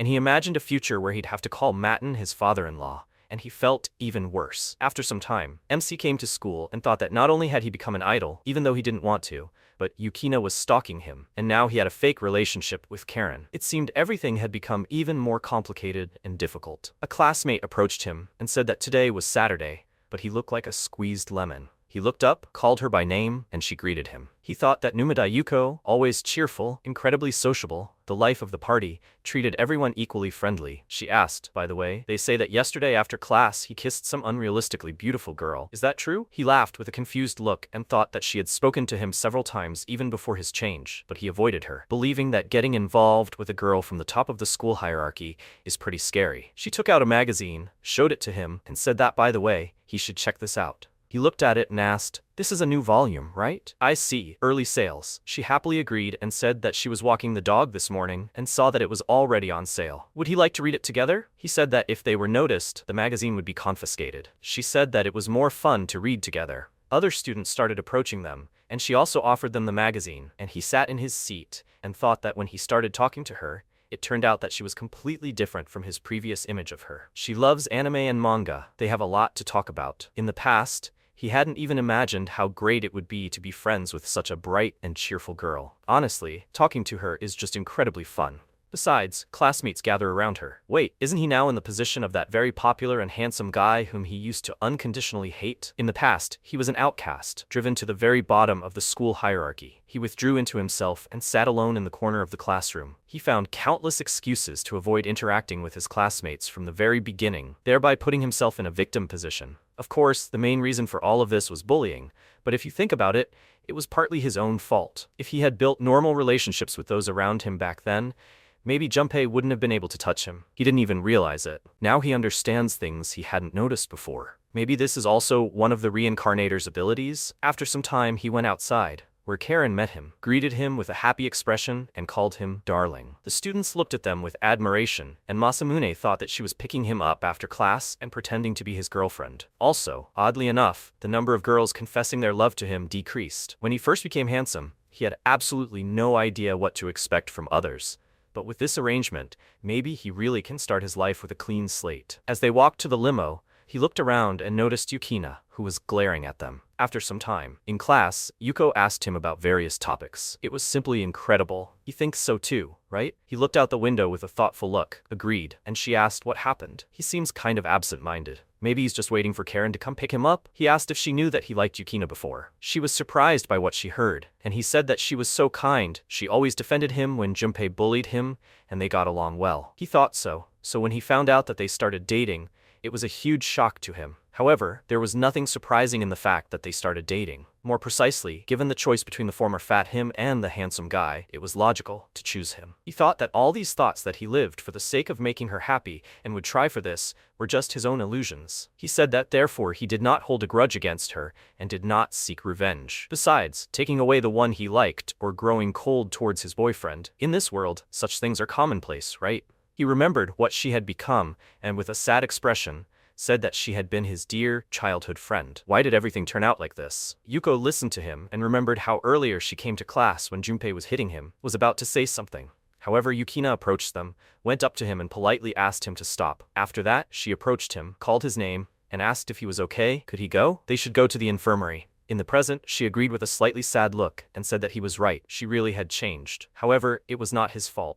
Neither the fact that his dear childhood friend had changed, nor the fact that her feelings had cooled. It was hard. What had happened could not be changed, but she was always ready to listen to him, so he shouldn't keep everything to himself. He agreed, thanked her, and thought that it was not necessary to become handsome or do anything special. His position in the class could be changed simply by pulling himself together. Besides, now he had such a close friend like her. Later, when classes were over, the protagonist approached Yuko, put his hand on her shoulder, and with a happy expression said that they should go home together. She was surprised by this, turned to him and asked, but what about his girlfriend? He said that it was okay to take a break from her sometimes. Besides, he somehow had more fun with her. She shouldn't refuse. They were friends after all. She poked him in the face with her elbow, looking a little displeased, and asked what he was even talking about. Leaving your girlfriend to go out with another? That's just rock bottom. She'll probably be upset when she finds out. He remembered something, called her name, and told her to lean over for a second. She turned to him, and he leaned over and quietly whispered in her ear that he and Karen were actually just a fake couple. She was very surprised by what she heard, asked him to wait, was about to say something, but he gestured for her to be quiet. He quietly said that since he became an idol, he needed to protect himself from Yukine. She calmed down a bit and said that now she understood what was going on, but he was telling her about it so casually. He said that everything was fine. She was special to him, not like other girls. She blushed from embarrassment and said in a confused tone, so that's how it is. He thought that if he could have fun like this with his friends in middle school, high school, and college, that alone would make life worth living. He really thought so. After some time, in class, Yuko pressed herself against MC's back, apologized, and told him she loved him. He was confused by what she heard and thought that he thought they were such great friends. He had never had such a cool friend who was so fun to talk to. Is being beautiful really that great? It attracts everything only to romance and passion. Even friendship turned out to be consumed by feelings of love.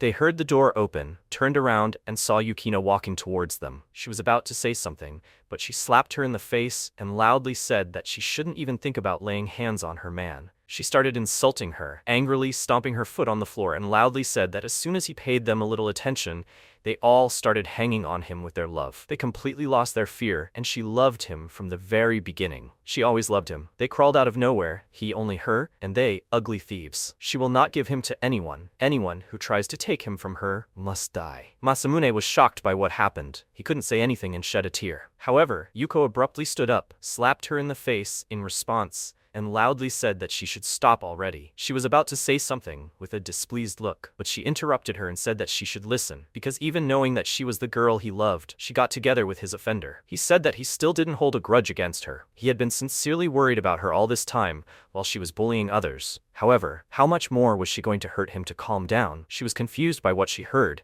and asked if he loved her. She looked at him, and saw him crying. She remembered everything she had done, was shocked by it, and ran out of the classroom. He was about to run after her, call her name, but Yuko grabbed his hand and said that she was asking him not to leave. He turned to her in surprise, and thought that she had spoken to him in a friendly manner, when he was just a school outcast. She understood his feelings and supported him. She was sincerely angry instead of him. He removed her hand, asked for forgiveness, and said that he loved her so much. He ran after her and she loudly called his name. The protagonist ran to the roof and loudly called Yukina. She climbed over the fence, stood on the edge, turned around and asked him for forgiveness. She asked, it seems she herself did not notice how she turned into a terrible person, right? She apologizes for doing so many terrible things and causing so many problems for everyone. He said loudly that he does not hold a grudge at all. It is dangerous there. She should come back here. She laughed and said that he is so kind after all. She called him with a sad expression on her face, smiled and said that even if he hates her, she wanted to be with him, even when they become old. After that, she bent over and started falling from the roof, and he became very worried about this and ran to her very quickly. He broke through the fence, tried to grab her, but did not have time and loudly called her name. He thought, why did he even come back to this time? To live happily himself? But to make his beloved childhood friends suffer? Or to bring the girl he once loved to this? He went down to her, lifted her up, began to cry,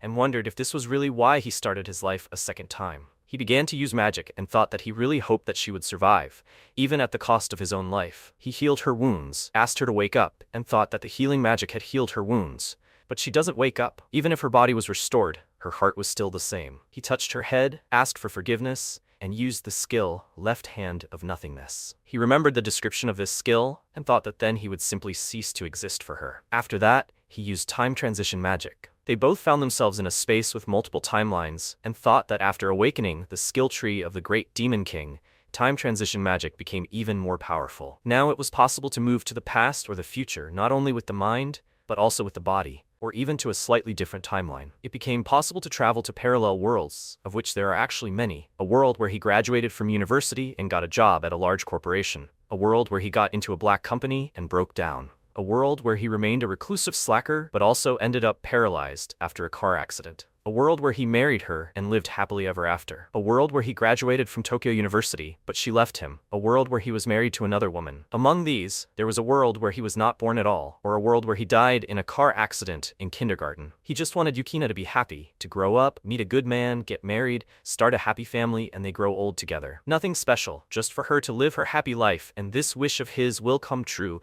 in a timeline where he does not exist. He sent her to another world and said goodbye to his beloved. He was about to go home, but he heard her crying, looked into the world where she was sitting next to Junpei. He touched the image and wondered, is this a memory from summer vacation? Why is she crying? Did he really do something to her? She called MC's name and said that he really hates her. He was surprised by what he heard and wondered what she was even talking about. She tried to wipe away her tears and said that she confessed her love to him right before summer vacation. She said that she wants to be with him even when they get old. He was confused because of this, and wondered when she confessed to him. She said that later he started avoiding her, and when she asked why, he just evaded the answer. She is so stupid. She wanted to be with him forever. It turns out that she was the only one who loved him. He was shocked because of this, and thought that everything was not like that at all. He refused to go out, evaded the question, and avoided her because he wanted to surprise her by becoming a worthy man. He tried very hard to make her happy and studied all the time. It was all for her. Junpei called her and asked her out. He was even more surprised by what he saw. She was confused, and he said that in fact, he had liked her for a long time. However, she had always looked at him, right? It infuriated him so much, and he took out his anger by mocking him. He acted like a complete idiot. He leaned towards her and asked, therefore, could she give him a chance? At least during the summer holidays, he asks her to go on a date with him. She wanted to say something, and he wiped a tear from her face and with a small smile said that he would never make the girl he loved cry. Masamune began to remember the past and thought that, however, he never told her that he loved her. He believed that someday he would become a man who would be worthy of her. When he could make Yukina happy, that's what he thought about. That's why he couldn't even imagine that his actions would hurt her. However, one day, when he ran away from her, she called him and asked why he was avoiding her. She felt very sad about it. She started crying and asked if he was so unpleasant spending time with her. Had he really hated her all this time? There was a shout. Hayashida, come here. He asked Yukina to wait. She splashed him, and he screamed, she's caught. Of course, he kept saying that he would make Yukina happy, but in fact, he himself destroyed all her happiness. It's all his fault. He was the one who betrayed her first. The next day, MC was crying. When he returned home, he realized something even more terrible. His skill, a permanent charm effect. It was because of this that Yukina changed so much after he beat up Hayashida. And he, forgetting about his own skill, decided that since he became handsome, everyone immediately ran to fawn over him. He convinced himself that all girls ultimately only look at the face, although he knew better than anyone that Yukina was not like other girls. He cried and begged Yukina to forgive him. If Masamune had immediately said no when she asked, would he have disliked her that much? If he had answered when she suggested walking along this road together, if he hadn't been afraid and confessed his love to her, if he had just talked to Yukina like a human being, but he was only thinking about himself. Yeah, even though his appearance had changed, inside he was still the same, recluse, lazybones, a loser. His mother came into the room and told Masamune to wake up. She looked at the thermometer and said there didn't seem to be a fever. By the way, about Mom. She was so worried about him, even when he became a recluse in elementary school, and MC called out to his mom with tears in his eyes and said, he really is. Let her forgive him for being such a terrible son. He became a hika and caused her so much trouble. He didn't consider her feelings at all and only thought about himself. His mother screamed in fear, ambulance. Her son has gone crazy. Masamune looked at her, puzzled, and asked her to wait. Everything's okay. He's not crazy. He just had a nightmare. That's why he's upset. Mom turned around and asked again, a nightmare? He must have made a lot of noise. MC asked her to listen. She looked at him questioningly and he said, well, he was talking about a dream, by the way. What if he made an irreparable mistake and hurt someone dear to him, and he no longer has the opportunity to apologize or make amends? What should he do then? Mom looked up thoughtfully and said, even if he apologizes, what he did can no longer be undone. In that case, the only thing left to do is truly repent. MC asked again, is that all? Mom replied, there are actually very few people capable of sincere repentance. Look back on your actions, think about what exactly you did wrong, and try not to repeat it in the future. Everyone makes mistakes, and you can't turn back time, so it's so important to learn from them and use this experience in the future, especially if his regret is so great. MC thought anyone can make a mistake. He can't forgive Hayashida for what he did to him, but doesn't he deserve at least a chance to make things right? So, with the help of the Great Demon King's mercy, he created a new world. In this world, Hayashida became the fat and ugly Suzuki Masamune, and now he beats himself up every day. This world is a trial, a living hell. The life in which he bullies himself will reset the moment he finishes elementary school, and the same school days will start again. An endless loop of the whipping boy's life. An elementary school that will never end. Bullying that will never stop. The lowest rung of the school caste. He will not be given a chance to make things right. But when the endless loop reaches 156 repetitions, this hell will suddenly end. Hayashida was sitting in the office, and the guy asked, Hayashida, what's wrong with him? He asked again, what? Yeah. No. He looked at MC and called out, hitting him hard in the face. He said happily, what a relief. He beat MC and screamed, otherwise he still had the same terrible nightmare. He'll give it all back to him 1,000-fold, the horrid fatso. The very sight of him makes him sick. The idiot. By the way, since they're talking about being sick, Yukina is also a real pain. MC stood up and asked, what? Hayashida, he seemed to love her. Hayashida looked at him and asked again, what? What kind of nonsense is this? Right? I thought he told her something like that. MC asked again, but why? Hayashida threw up his hands and said, of course, it was just a game. Will he be able to knock her up over the summer holidays? It was worth giving her a couple of compliments, going to different places, and giving her a cheap piece of jewelry. And she immediately accepted everything as the truth. Besides, her proposal to be together until they become grandparents is so disgusting that it makes him sick. Although, what else can you expect from a girl who likes ugly fat men? She is clearly not right in the head. Hayashida shouted joyfully. He is rich and handsome, and with a secure future. Why would he fall for some gray mouse? Wow, she really thought that he would marry her. She is completely crazy. But to while away the time, she would be just the perfect plaything. At that moment, MC got up and punched him in the face. He said, Hayashida, he lost. If he, having experienced the same thing as him in that world, repented of his actions, he would forgive him and return his former face. But he has not changed. If he is left free, he will cause many more sacrifices. He will kill the souls of many people and ruin their lives. Perhaps someone will even end their life because of him. Just as there are serial killers who can't help but kill, there are also those who can't help but hurt others, so that he doesn't ruin anyone else's life. MC said, it's right, it's right. As for Hayashida, it seems he couldn't stand the reality in which his face was disfigured and ended up in a mental hospital. Time has passed since then, and autumn has come. In the end, the only one who loved the real him was Yukina. But now she's gone too. And until he can restore his charisma to its former level, there will never be another person in his future life who will love him like that. He stopped and turned around, thinking, it feels like he's forgotten something. His classmates were talking. Did he know? There's going to be an arc about another world further in this anime. The guys screamed, that's a spoiler. The students screamed, what a spoiler. The manga has already come out. MC looked at them and thought, manga, another world. He widened his eyes and thought, that's right, Rito. Because of all this, he completely forgot about her. But the Rito from another world also fell in love with his real one. And he, without thinking about her feelings, said something like, yeah, girls just want handsome guys. Of course, Rito got angry when he accused her out of nowhere. He thought he should apologize when they met. By the way, in Rito's world, the great demon king was reborn and there is complete chaos there now, right? Maybe he should go save the other world at the same time? He transported himself and screamed, who the hell is this? Why did he teleport straight into the air? What kind of penalty game is this? Is the city on fire? What's going on here? Wait, a giant? Last time there was a dragon, and now a giant. It seems this country is just beckoning to all sorts of strong monsters. The giant was attacked, and MC widened his eyes in surprise and wondered, what happened? At that moment, Rito screamed, if this continues, the magical barrier will be broken. Hurry, we need to prepare the next attack. The knight responded, but their magic wasn't there yet. Rito screamed, I don't care, let him fire. She understood perfectly well that such attacks wouldn't defeat him. They must hold off the giant here until the villagers evacuate. Did they understand her? The knight screamed. Yes. The mages began to attack the giant, and Rito turned around and ordered them not to stop attacking. Even if the power decreases, let them delay the giant for at least a second. Damage to the magical barrier.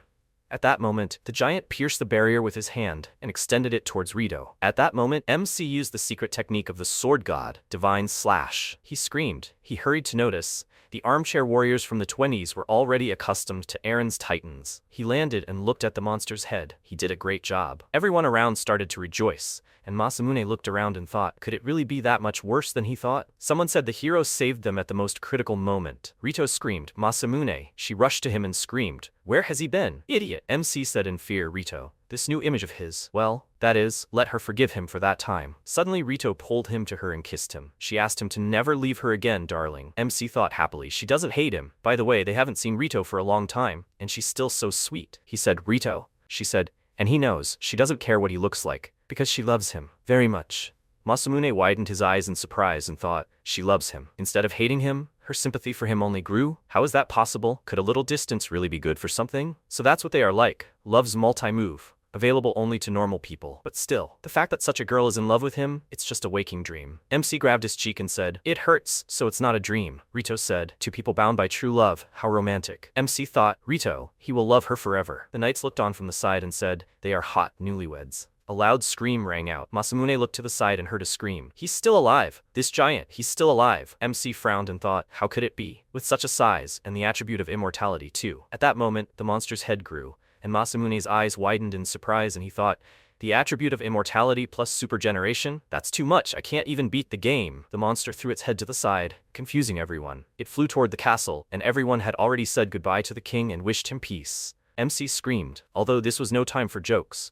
Only total annihilation by some kind of massive attack will stop this giant. Maybe he has some kind of killer skill? He clicked on the system window and said, yes, stop. Divine Caliber. This summons the sword of the Almighty God who created the universe. This is capable of cutting through all existence from the first to the lowest level of hell. A necessary item for the resurrection of the king of evil gods, sleeping in the hellish permafrost. This is not suitable for real combat, as one swing destroys an area the size of a solar system. It's too powerful to use. But does he have another skill that can erase this giant in one hit? Here it is, the special skill of the Preacher of Love. With his current stats, the The power must be cheating. Masamune screamed, all that remains is to trust this skill. The giant stepped next to him, and the knight ordered to look. Lord Masamune has a serious attitude. The knight said, what a divine aura. MC grinned and released mana forward. He shouted loudly, Haken. MC attacked the giant and shouted loudly, and then smirked and said, it worked. As expected, real Japanese guys shoot beams straight from their hands. He asked, wait, the sky has become too clear somehow. He erased several stars. Rito screamed, Masamune. He turned around and said, Rito, this is, well, she asked. Is this victory? Really? Almost all of their allies were blown away by just one shockwave. Yes, more than half were blown away. I hope they didn't notice that the stars were gone. MC said, yeah, the giant definitely won't resurrect after this. Before he could finish speaking, his opponent's body was suddenly covered in mana. The giant began to restore his body, and Masamune looked at it and said, this can't be. The giant looked towards MC and quickly ran, and he asked to wait. The giant pushed off the ground and jumped towards him. A loud scream was heard and Masamune closed his eyes. He opened it and looked around. MC said, not a scratch. He looked questioningly at the lying giant when suddenly a girl appeared in front of him and screamed, Master. She threw herself into his arms and MC asked, what? The girl hugged him and said, Master. MC asked again, what? She hugged him and said, Master. She adores him, loves him. Masamune screamed, stop. What other master? The soul of the opponent defeated by the ray of charm will be enslaved by his attraction and will become his love slave. This giant became a slave of love? So she is that giant. The girl hugged Masamune and said, Master. He shouted in displeasure, enough already, let her go. He tore off her hood and asked puzzledly, cat ears. The girl grabbed her head and screamed. No. MC thought, what kind of double standards is this? Showing ears is more shameful than hugging. She also has a tail. He screamed. So she was that giant? Did she transform with magic or something? Let her answer. The girl threw herself into his arms again and said, she is Limururu. Limururu from the Ghoul tribe. And what is his name, Master? MC answered, he is Masamune. He ordered her to answer the question, but Limururu interrupted him and proposed marriage. She screamed. She loves Masamune. She adores and loves him. MC asked her to stop and stop. MC turned around and said, Rito. She asked again, get married? Marriage? Wedding? Are they joking? Her darling suddenly disappeared, and she was so worried. And instead, while he was gone, he was hitting on that young girl? MC answered, well, Rito. She got angry and screamed. She hit him with lightning and screamed. He's a cheater. Masamune thought, he didn't do anything at all. Did he? Currently, he opened his eyes and looked around fearfully. He thought, where is he? He thinks he went to another world and defeated a giant. And Rito. That's right, Rito. He sat up from the bed and seeing the girl, he screamed loudly. He tried to cover his body and screamed, no need to look. Stop. No reaction? That is, if you look closely, she is simply an incredible beauty. Hair the color of pure ice, skin white as snow, and eyes transparent blue, like the deep ocean. Her body is so fragile compared to this massive armor. Perhaps this is inhuman beauty. She's just like a doll. He began to wave his hand from side to side, trying to get a reaction. Maybe she really is a robot? Masamune sat down on the bed and asked, how so? It looks like a typical world in the style of medieval Europe. Where did they get the technology to create robot girls? Wow. Another world. Anything is possible here. He noticed the girl's gaze on him and thought mockingly, so even robots are concerned about such things. He rose up on the bed and said, okay, let her stare. Showing off your body is the lot of perverts, but in front of him was a robot, so there are no problems. The girl asked how low he was willing to stoop to finally calm down. MC looked at her, puzzled. And at that moment, Rito was walking down the hallway and saying, well, she screwed up. If you think about it, Masamune was seriously trying to kill that giant, and he was trying to crush him. She approached the room and thought, no matter how you look at it, they couldn't have known each other. She was just jumping to conclusions. She needs to apologize for hitting him with lightning. She opened the door and said, Masamune. She did the laundry. She saw MC naked and lying on the floor and froze, puzzled.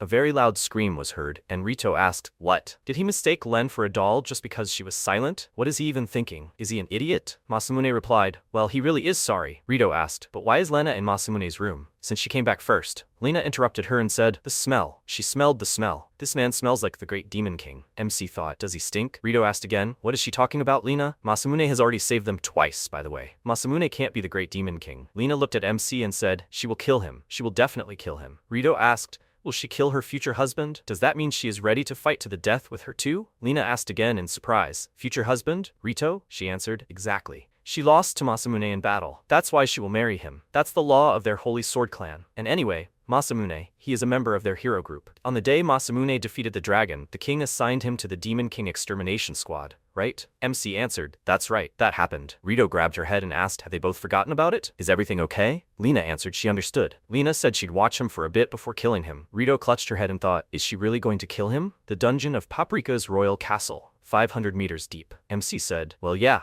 she certainly wrecked the city walls and the palace. But aren't they overdoing it with that giant magical barrier? He looked at the mages who were creating the barrier around Limururu and asked, was it really necessary to go that far? Rito asked, Are you crazy, Masamune? Doesn't he know anything at all? Limururu screamed. She can smell her master's scent. She quickly ran forward, breaking through the barrier with her body and screaming, "Welcome back, master." She threw herself into his arms, and Rito became very angry. MC shouted loudly, "Make her stop. Doesn't she think this is too much? Such protection for a small child." Rito replied, "This little one is from the Ghoul tribe. There are legends that they were the ones who destroyed the ancient civilization of Arcadia. She is a survivor of the Ghoul tribe.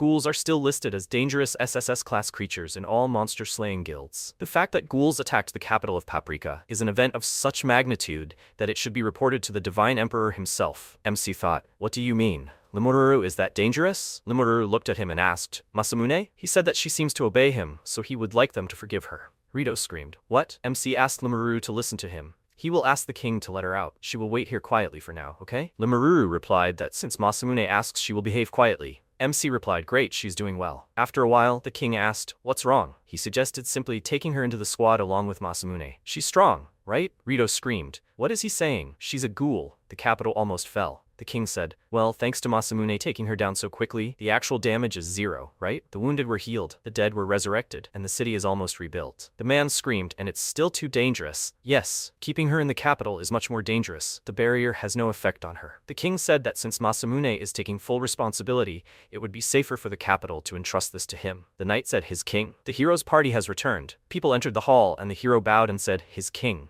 They mined the red Victoria stone. The king replied, "This is excellent work." By the way, he heard the report from the guards. Immediately after returning from the dungeon, they began to treat the wounded and help with the restoration of buildings. The hero apologized. They should have gone to the palace first, but they couldn't just look at the destroyed capital. The king said, "Everything is fine. Such selflessness is worthy of a hero." MC thought, "Wait, but if you look closely, the hero is very cute. He has some kind of androgynous face, like a girl's or something." The hero said, "No, what about him?" It turns out that a giant attacked while they were away. The king said, "Well, nothing can be done about it." MC thought, and his voice is high-pitched, "He really does look like a girl." A voice was heard behind them. "How long have they been chatting?" They just cleared the dungeon, returned, and even restored the destroyed city. They have no strength at all. The king asked, "So how is it?" "The Ice Emperor's dungeon. He can only use ice magic, since it is completely incompatible with this dungeon." The girl said irritably, "What a slow-witted king. Since the country is ruled by someone who is completely insensitive to other people's irritation, the future of this kingdom is very bleak." MC thought, "A sharp-tongued cat maid?" The king said, "So, together with the green Hardiji stone kept in his castle, they have collected 2 secret stones. There are still 5 more secret stones scattered throughout the world to find." "By the way, Rosetta?" MC thought puzzledly. "Rosetta?" The girl answered, "Yes, what is it?"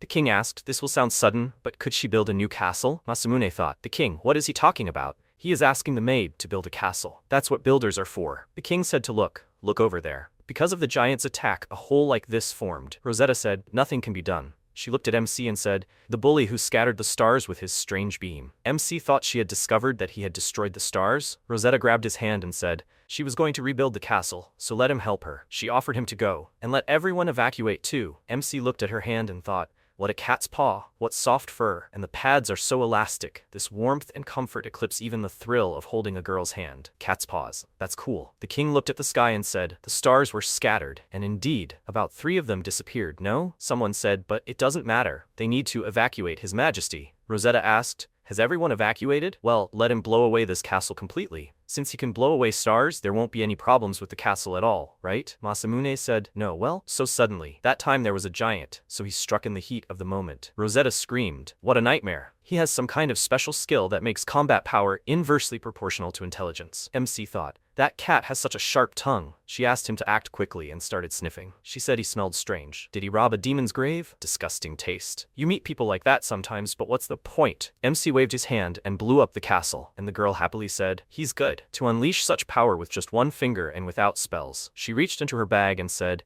"Next, it's her turn." She took out an item and said, "Look there." She buried the item and said, "Done." She started running away and screamed loudly, "Attention!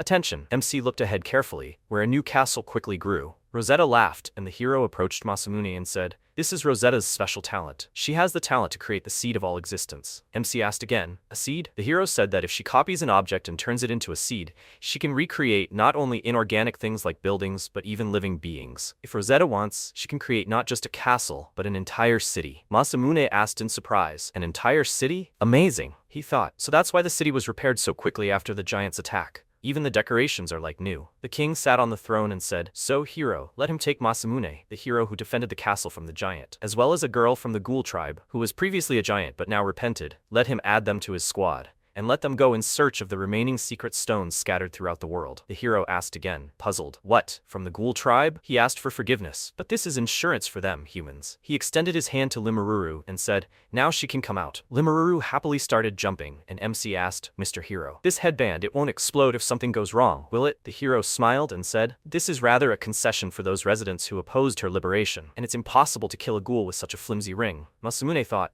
"What a sweet smile the hero has. He can't believe he's a guy." The hero said he didn't even introduce himself. His name is Baran. He is one of the 3 holy swordsmen who are considered the descendants of an ancient hero. They call him a hero, but for now it's only a temporary status. MC thought, temporary, and that even happens. Baran said, he's heard of his exploits. They say he's the real hero. He has the status of great demon king in his skill tree. He extended his hand and said he's counting on him in their adventure, Masamune. They shook hands, and Masamune said, yes. Baron said that tomorrow they were going to the dungeon for the next secret stone. After some time in the room, MC thought that he should quickly go to bed and gather his strength. There was a knock on the door, and upon opening it, he saw Limururu, who screamed loudly, "Masamune!" MC slammed the door and screamed, "Denied." Limururu climbed inside the room and screamed, "Why? And why is there a door anyway?" MC got up and told Limururu to listen. He likes Rito. That's why he can't be with her. Let her forgive him. She screamed happily, and MC fell out of bed and thought, right, she's not human. She looks cute, but she's still a monster, considered a dangerous creature. At that moment, Rito entered the room and released her lightning mana. Limururu screamed. Rito came to make a baby? MC screamed loudly. What's wrong with her? Lightning burst out of the building and a loud scream was heard. The next morning, Baran said they'd first stop at the Western Monastery to meet with their allies, and then head into the dungeon for the next secret stone. MC wondered, by the way, was it his imagination, or were there fewer people in the squad than when he'd first seen them? There were about 6 of them during the first audience, I think. Baran asked, so, are they moving forward? Forward, for the secret stones?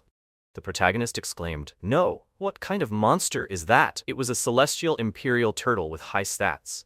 He wondered if dragons or giants were a good idea for them all to spawn right outside the capital. Baron, the hero, noted that ever since they started collecting secret stones, powerful monsters had been flocking to the palace. The protagonist asked in surprise, secret stones? What are those anyway? Super rare jewels or something like that? Rosetta countered, secret stones aren't just any jewel. They open the gates to the Forbidden Paradise, and are special key items. He was surprised. Forbidden Paradise? The girl replied. To defeat the Great Demon King, a special item sealed in the Forbidden Paradise is needed. That's why it's necessary to collect 7 secret stones. In fact, the Forbidden Paradise itself was created by the power of an ancient civilization. Suddenly, Limururu sensed something, jumped off MC, and ran off with a joyful cry. The protagonist yelled, where is she going? Tell her to stop right now. But she just screamed, go. She accelerated, braked sharply, and leaped onto the turtle, transforming into a large human. The protagonist froze at the sight, then remembered, she wasn't just a little girl, she could become a level 9 and 97 giant with high stats. And yet, if you look closely, her stats are simply outrageous. If his ray of charm hadn't turned her into a love slave, he would have surely been finished. Although, can you even call that a victory? She transformed back into a little girl, shouted, bon appetit, and simply sank her teeth into the flesh of the monster she'd destroyed. MC screamed in horror. She'd split her stomach if she ate that. The hero, confused, assured that everything would be fine. He noticed, perplexed. What do you mean? Fine. Suddenly, he noticed something and exclaimed in surprise. She lit up. Byron drawled and it began. This is the special talent of ghouls. Limururu rose to the sky, and with the help of fusion evolution, she transformed into the sea deity Leviathan. Her level was 1058. Her stats were simply off the charts. Rito continued. Ghouls absorb the genes of their victims, fuse them with their own, and evolve, rising to a higher class. The protagonist, completely at a loss, thought her level had surpassed 1,000? Monsters don't have a level cap at 999? Her stats are simply insane. The hero said, carefully observing Limururu, if they could only transform into giants, they wouldn't be so feared. This is the power that humanity truly fears, a fusion evolution, harboring the potential to surpass even the gods. The protagonist repeated in shock, even the gods, that's right. He thought that without any training or experience farming, Limururu, who achieved super evolution simply by devouring monsters, might truly be invincible, so he couldn't defeat her.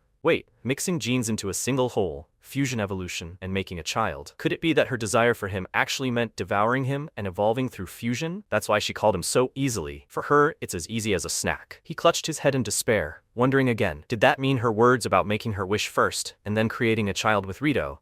meant she would first devour him. And then Rito? He simply had to protect Rito. Suddenly, Limururu spun through the air and began plummeting to the ground. Upon hitting the ground, she froze, breathing heavily. MC remarked, "Impossible. She passed out just because she was on dry land, a sea creature, and she breathes with gills. She was stronger in her giant form. Were they planning on fighting underwater?" Suddenly, Limururu returned to her original form and began sneezing from the dust. Rising to her feet, she dejectedly trudged toward the protagonist, grabbed his hand with her mouth and uttered, "She thought she was going to die." Panicking, he began yanking his hand out of her mouth, begging her to let it go. She shouldn't try to evolve into another monster right away. After a while, the protagonist asked her to get off his neck. She was heavy. The girl wrapped her arms and legs around him even tighter and joyfully declared, "I don't want this." He thought irritably, if it were anyone else in his place, his neck would have broken by now. And besides, she smelled like a cat.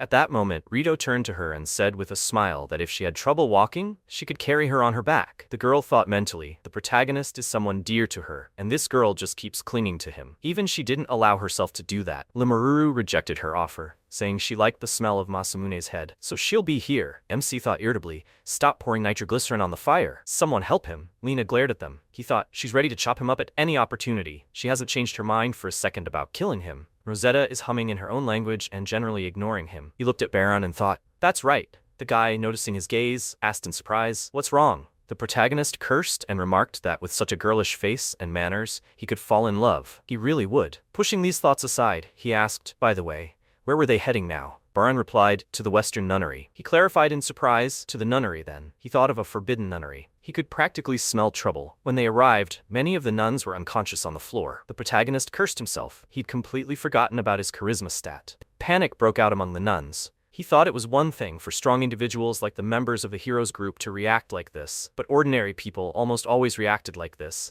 besotted with his allure. His skill was a permanent charm effect that doubled the charisma stat, charming and enslaving everyone around him. However, it was ineffective against strong-willed people or those truly in love. One of the nuns pounced on him, screaming angrily, "Did he come here to corrupt their young sisters? He was a true demon spawn." With these words, she struck him over the head with her broom with all her might, making him yelp in surprise and pain. He begged her for forgiveness, but the nun was relentless, screaming at him to get out of there. While he tried to stop her, Rizariza came out and smiled, telling the hero to forgive her for keeping him waiting. But thanks to that, she had loaded excellent ammo. MC, looking at her and receiving blows from the broom, thought, "I see what their group sorely needed. A pure, calm, and graceful priestess. Someone who would gently and tenderly heal with her magic when someone was wounded. Wasn't this the Holy Maiden?" His very being simply screamed. He demanded a priestess. He requires a healer. Baran turned to him and said he would now introduce him to a girl. Rizariza. She is the strongest martial artist in history, having won the martial arts tournaments 6 times in a row. This is the Holy Fist, Rizariza. The girl winked at him, gave him a thumbs up, and said it was nice to meet him. The protagonist, lying on the floor from a beating, pounded his fists on the floor in despair and thought,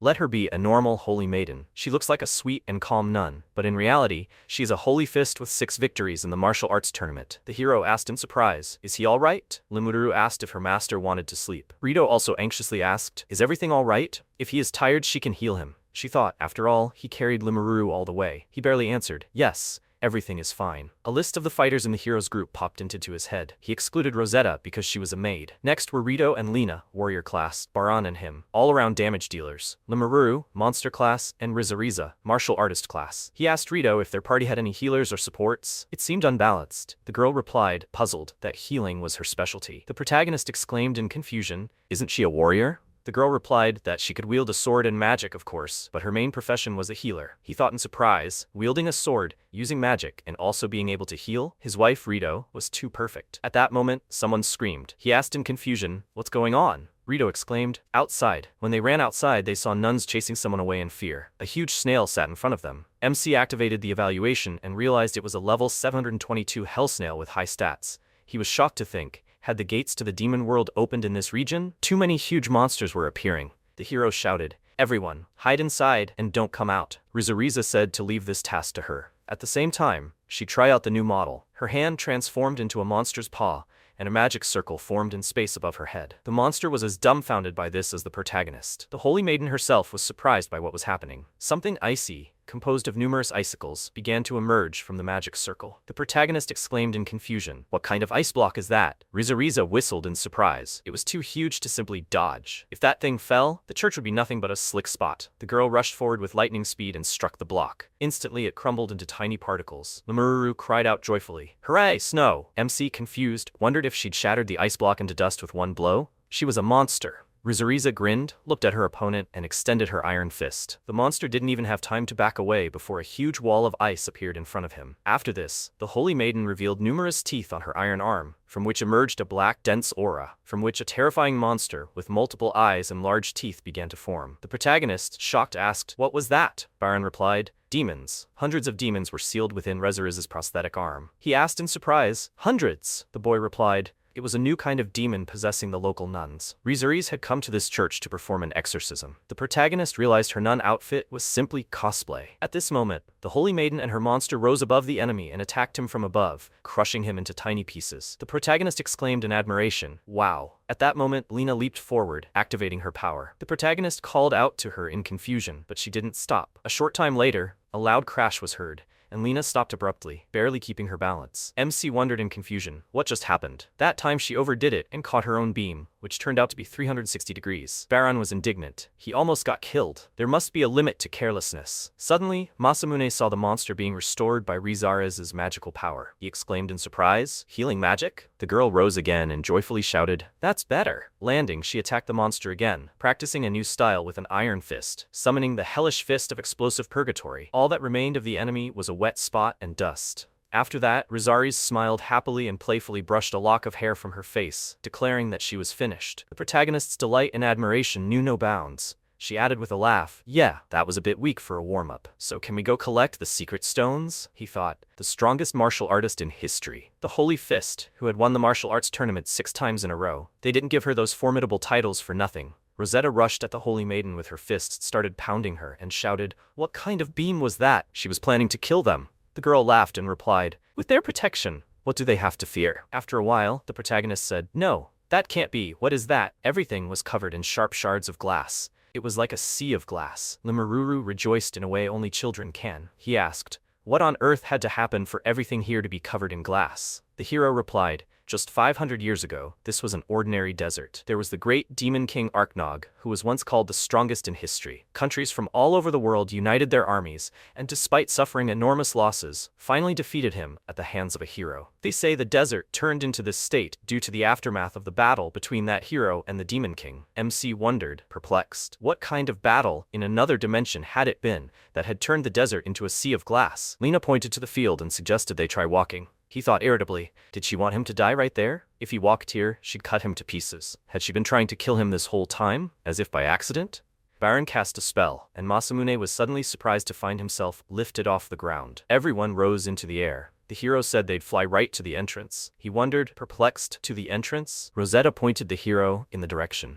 The protagonist realized they were now heading toward a dungeon with secret stones, but there were no buildings resembling a dungeon anywhere. Suddenly, he saw the skeleton of some kind of monster on the ground and exclaimed in confusion, "What is this?" Rosetta replied, "It's Arknog's discarded shell. During the decisive battle with the hero, the Demon King transformed into a higher form and discarded this shell. Now, monsters, attracted by the Lord's miasma, have settled inside, turning the place into a dungeon." The protagonist panicked, wondering if this was really just a discarded shell. Rosetta continued, "Even after 500 years, it continues to emit miasma." He muttered in bewilderment.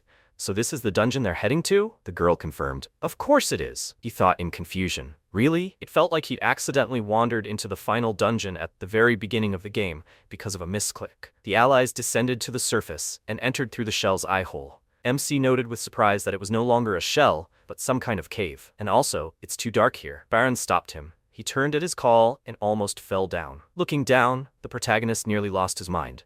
"There's a cliff there?" Rosetta noted that the secret stone seemed to be somewhere below. Rito turned to the protagonist and said she was asking again. Limuru exclaimed joyfully, "They're going to fly again." The protagonist thought sadly that he didn't want to go there. After some time, the allies landed at the very bottom. He said in confusion, "They've finally reached the very bottom, right?" Limuru said in surprise, "It's pitch black." The protagonist replied, "The great Demon King's magical power is so immense that it distorts light. Let them wait a little. MC, groping in the darkness, thought, but really I can't see anything. I hope the cliff didn't appear before them again. Suddenly, he realized he'd stumbled upon something. Barely breathing, he asked, "What is it?" Something both hard and soft. The hero illuminated the area with his weapon, and everyone realized he had hit Rito's body. Masamune panicked, pulled his hands away from the girl, and hysterically screamed, "Please forgive me." He really hadn't seen anything. He swears it. He didn't do it on purpose. At that moment, a monster's face, its jaws gaping menacingly, appeared from the darkness. The protagonist, unable to contain himself, screamed in fear and surprise. It had finally appeared. Rito smacked him on the head and gloomily asked what he was doing playing around with. He indignantly replied, "Well, it's a dragon." Limururu, laughing joyfully, was petting the newly appeared creature. The protagonist asked shamefacedly, "A dragon statue? Is that made of precious stone?" Rosetta replied,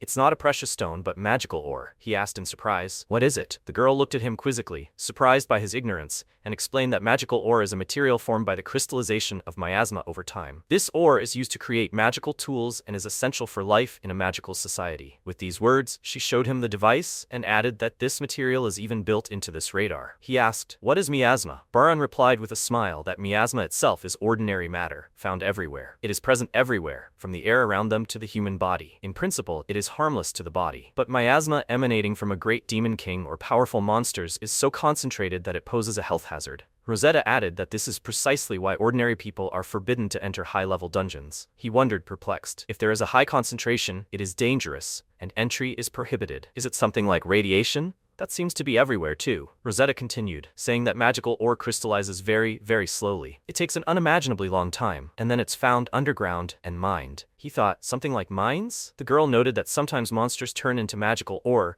but only after they die, leaving only bones, and a long time passes. The protagonist, picturing this in his mind, noted, just like fossils. Rosetta added, therefore under normal conditions, turning into ore while alive is simply impossible. But when it comes to the shed shell of a great demon king, the concentration of miasma is simply on another level. The protagonist, trying to digest this information, tried to put this into perspective. So miasma is the material for magical ore. It exists everywhere, but miasma from powerful monsters or the demon king is dangerous. Magic ore is formed from hardened miasma. It usually takes about as long for crystallization to occur as it does for bones to petrify, and so it becomes this. Current location? Inside the great demon king's discarded shell, the miasma concentration is so high that a living dragon would instantly turn into magical ore. He exclaimed indignantly, "This is simply terrifying. What a dangerous place." They needed to get out of here immediately before they too turned into ore like this dragon. Rito looked at him in confusion and asked, "What the hell is he talking about?" MC quickly replied, "The dragon had instantly turned into ore long ago." Rosetta noted in surprise that Arknog, the owner of this shell, had been defeated 500 years ago. The hero added,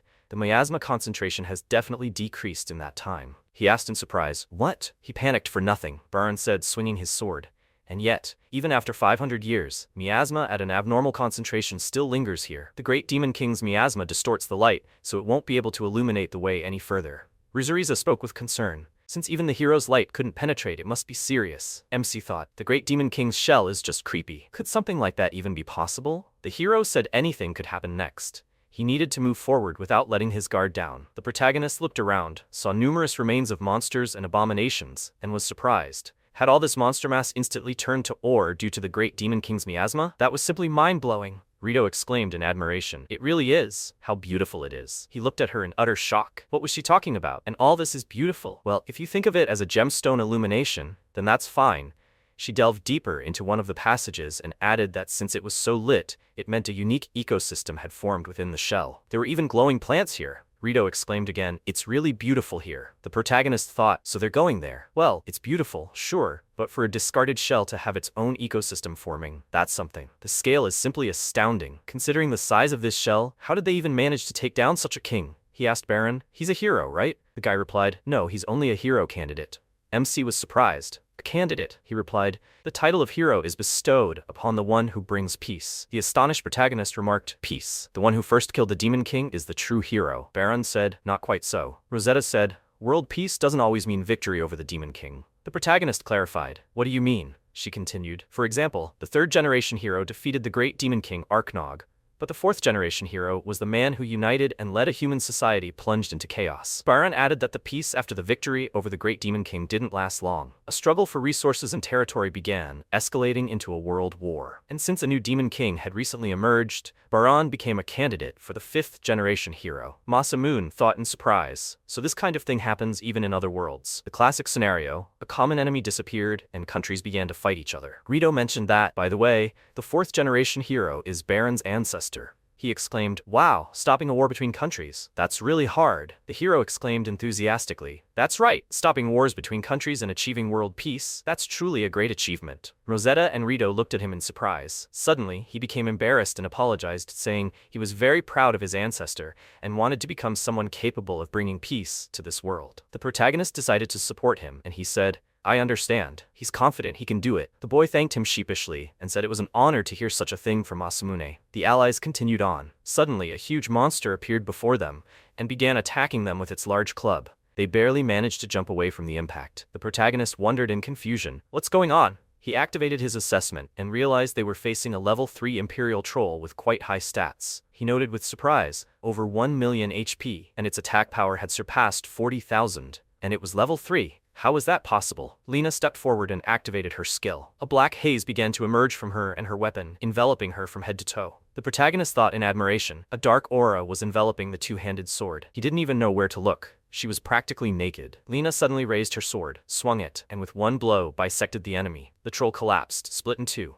MC was astonished. Suddenly, the black haze disappeared and the girl stood there, dressed and modest, as if nothing had happened. A light shone from above, so bright that Rimuru squinted and exclaimed, "It's blinding!" Masamune exclaimed, "Now that they've mentioned that light, what is that?" He looked up and saw a slit. He noted in confusion, did Lena actually cut through that thick shell? This group was full of monsters. After a while, they moved on. The protagonist asked, "Is this a dead end?" Rosetta checked her radar and exclaimed, "According to the device, the secret stone should be here." Maybe they'd taken a wrong turn? It was so dark, they couldn't see anything. The protagonist, staring at the image of the monster, wondered if it was actually stuck inside the wall. Suddenly, he exclaimed in panic, "There are faces in the wall." Rizuriza replied, "They're crystallized monsters." Baran said, "It's true. If you look closely, they all look real." Rimuru said, "This isn't a wall at all. It's full of monsters. It's just creepy." Suddenly, she leaned over and screamed joyfully, "She found the stone. It's up there." She pointed with her finger. MC asked in surprise, "Up there?" And sure enough, on top of the huge pile of monster bodies and other evil spirits, something sparkled. A beautiful rainbow-colored crystal shimmered in someone's petrified hand. Rito exclaimed, "There it is, the Blue Eve stone." Suddenly, something strange began to happen. Everything around shook and trembled. The protagonist exclaimed in fear, "What is this, an earthquake?" Suddenly the protagonist called out to Lena. The girl stood shrouded in a dark haze, huddled into a ball. Rito asked,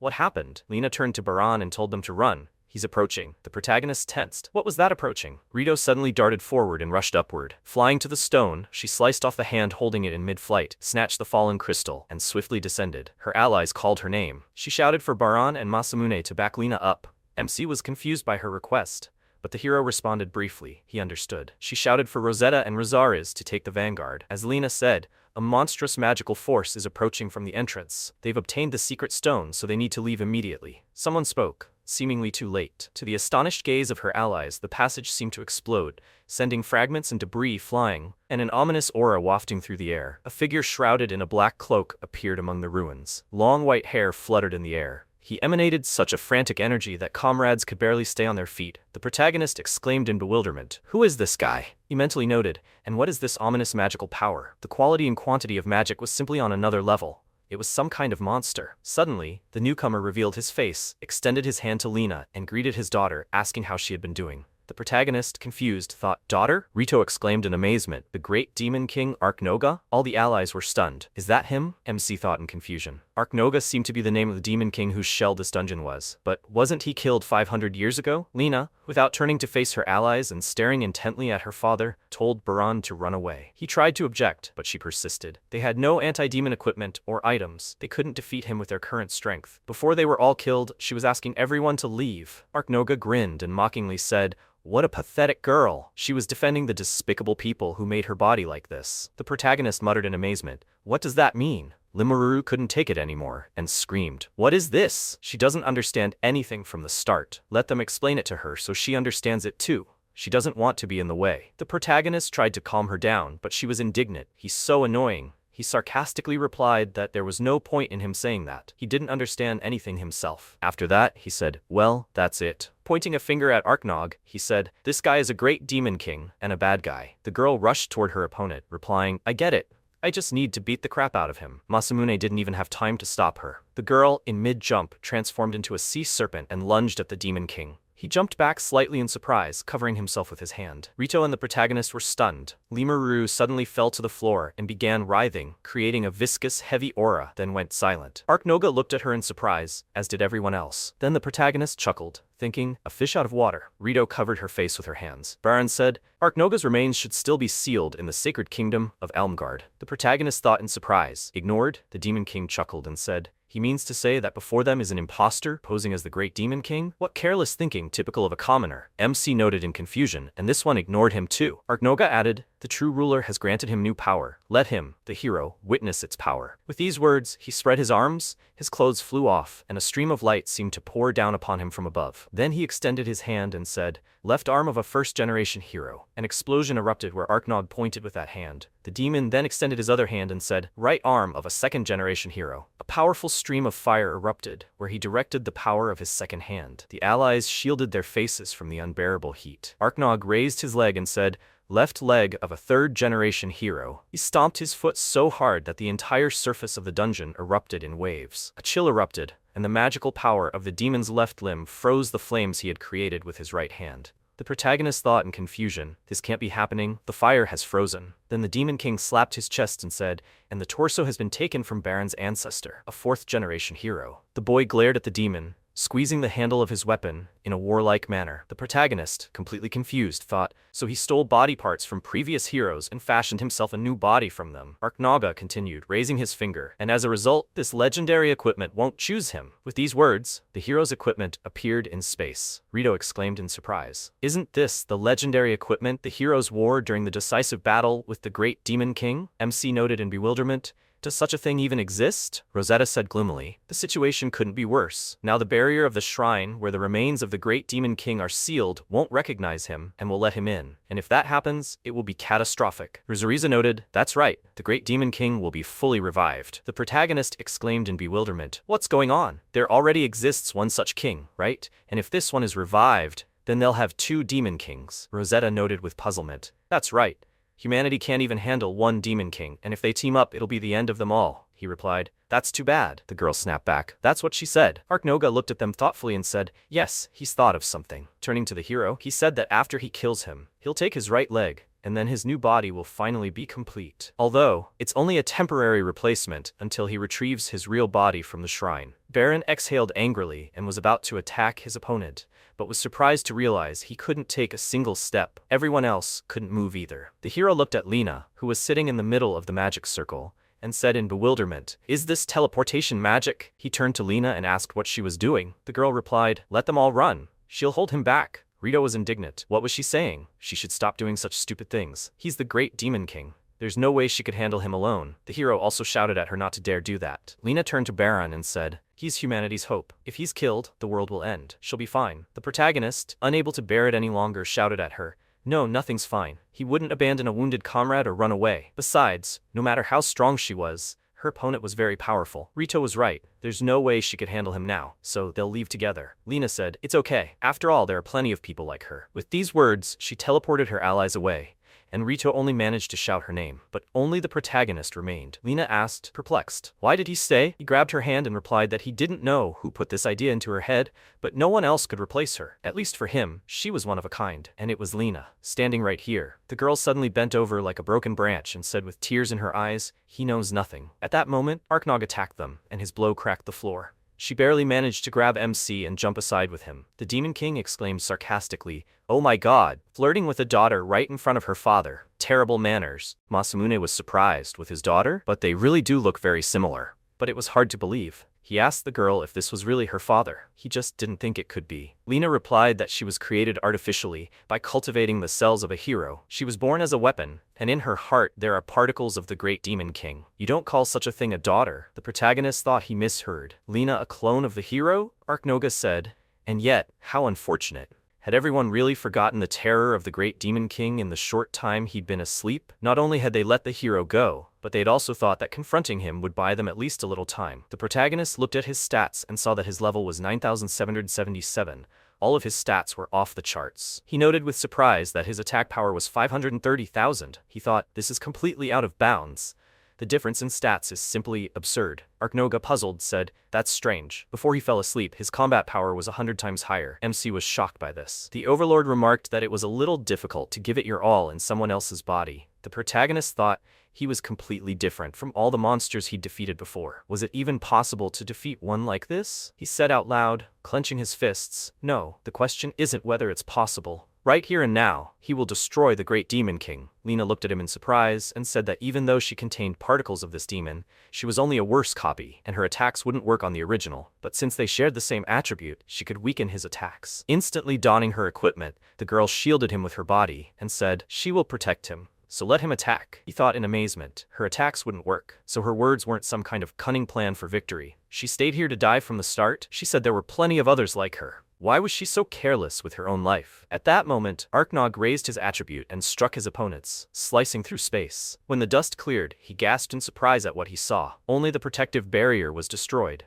leaving Lena and the protagonist standing. The king exclaimed, well, since she's his daughter, shouldn't she show respect to her father? With that, he attacked them again. Lena weakened and held back his attack as best she could, but his blow tore through her gear, leaving her in her normal clothes. MC was nearly blown away by the shockwave, taking the king and parts of the girl's gear apart. Arknog mockingly exclaimed, oh, it seems he slightly misjudged the force. Lena looked at him with anger and surprise. The protagonist summoned the God Slayer and attacked the Demon Lord. A powerful, bright explosion ripped through space, surprising the opponent. The protagonist held the girl close, shielding her from the damage of his power. She was barely able to stand and was wounded. When the smoke cleared a bit, he activated his shotgun and fired at Arknog. The attack sent the enemy flying, sending him flying through his shell, ripping through it with his own body. MC thought it was a cheat skill that converted his charisma stat into attack power. This attack was a modified version of the charm beam. By spreading the beam like a shotgun blast, it loses some of its penetrating power, but the area affected becomes enormous, making it ideal for real combat. Charm beam was generally too dangerous,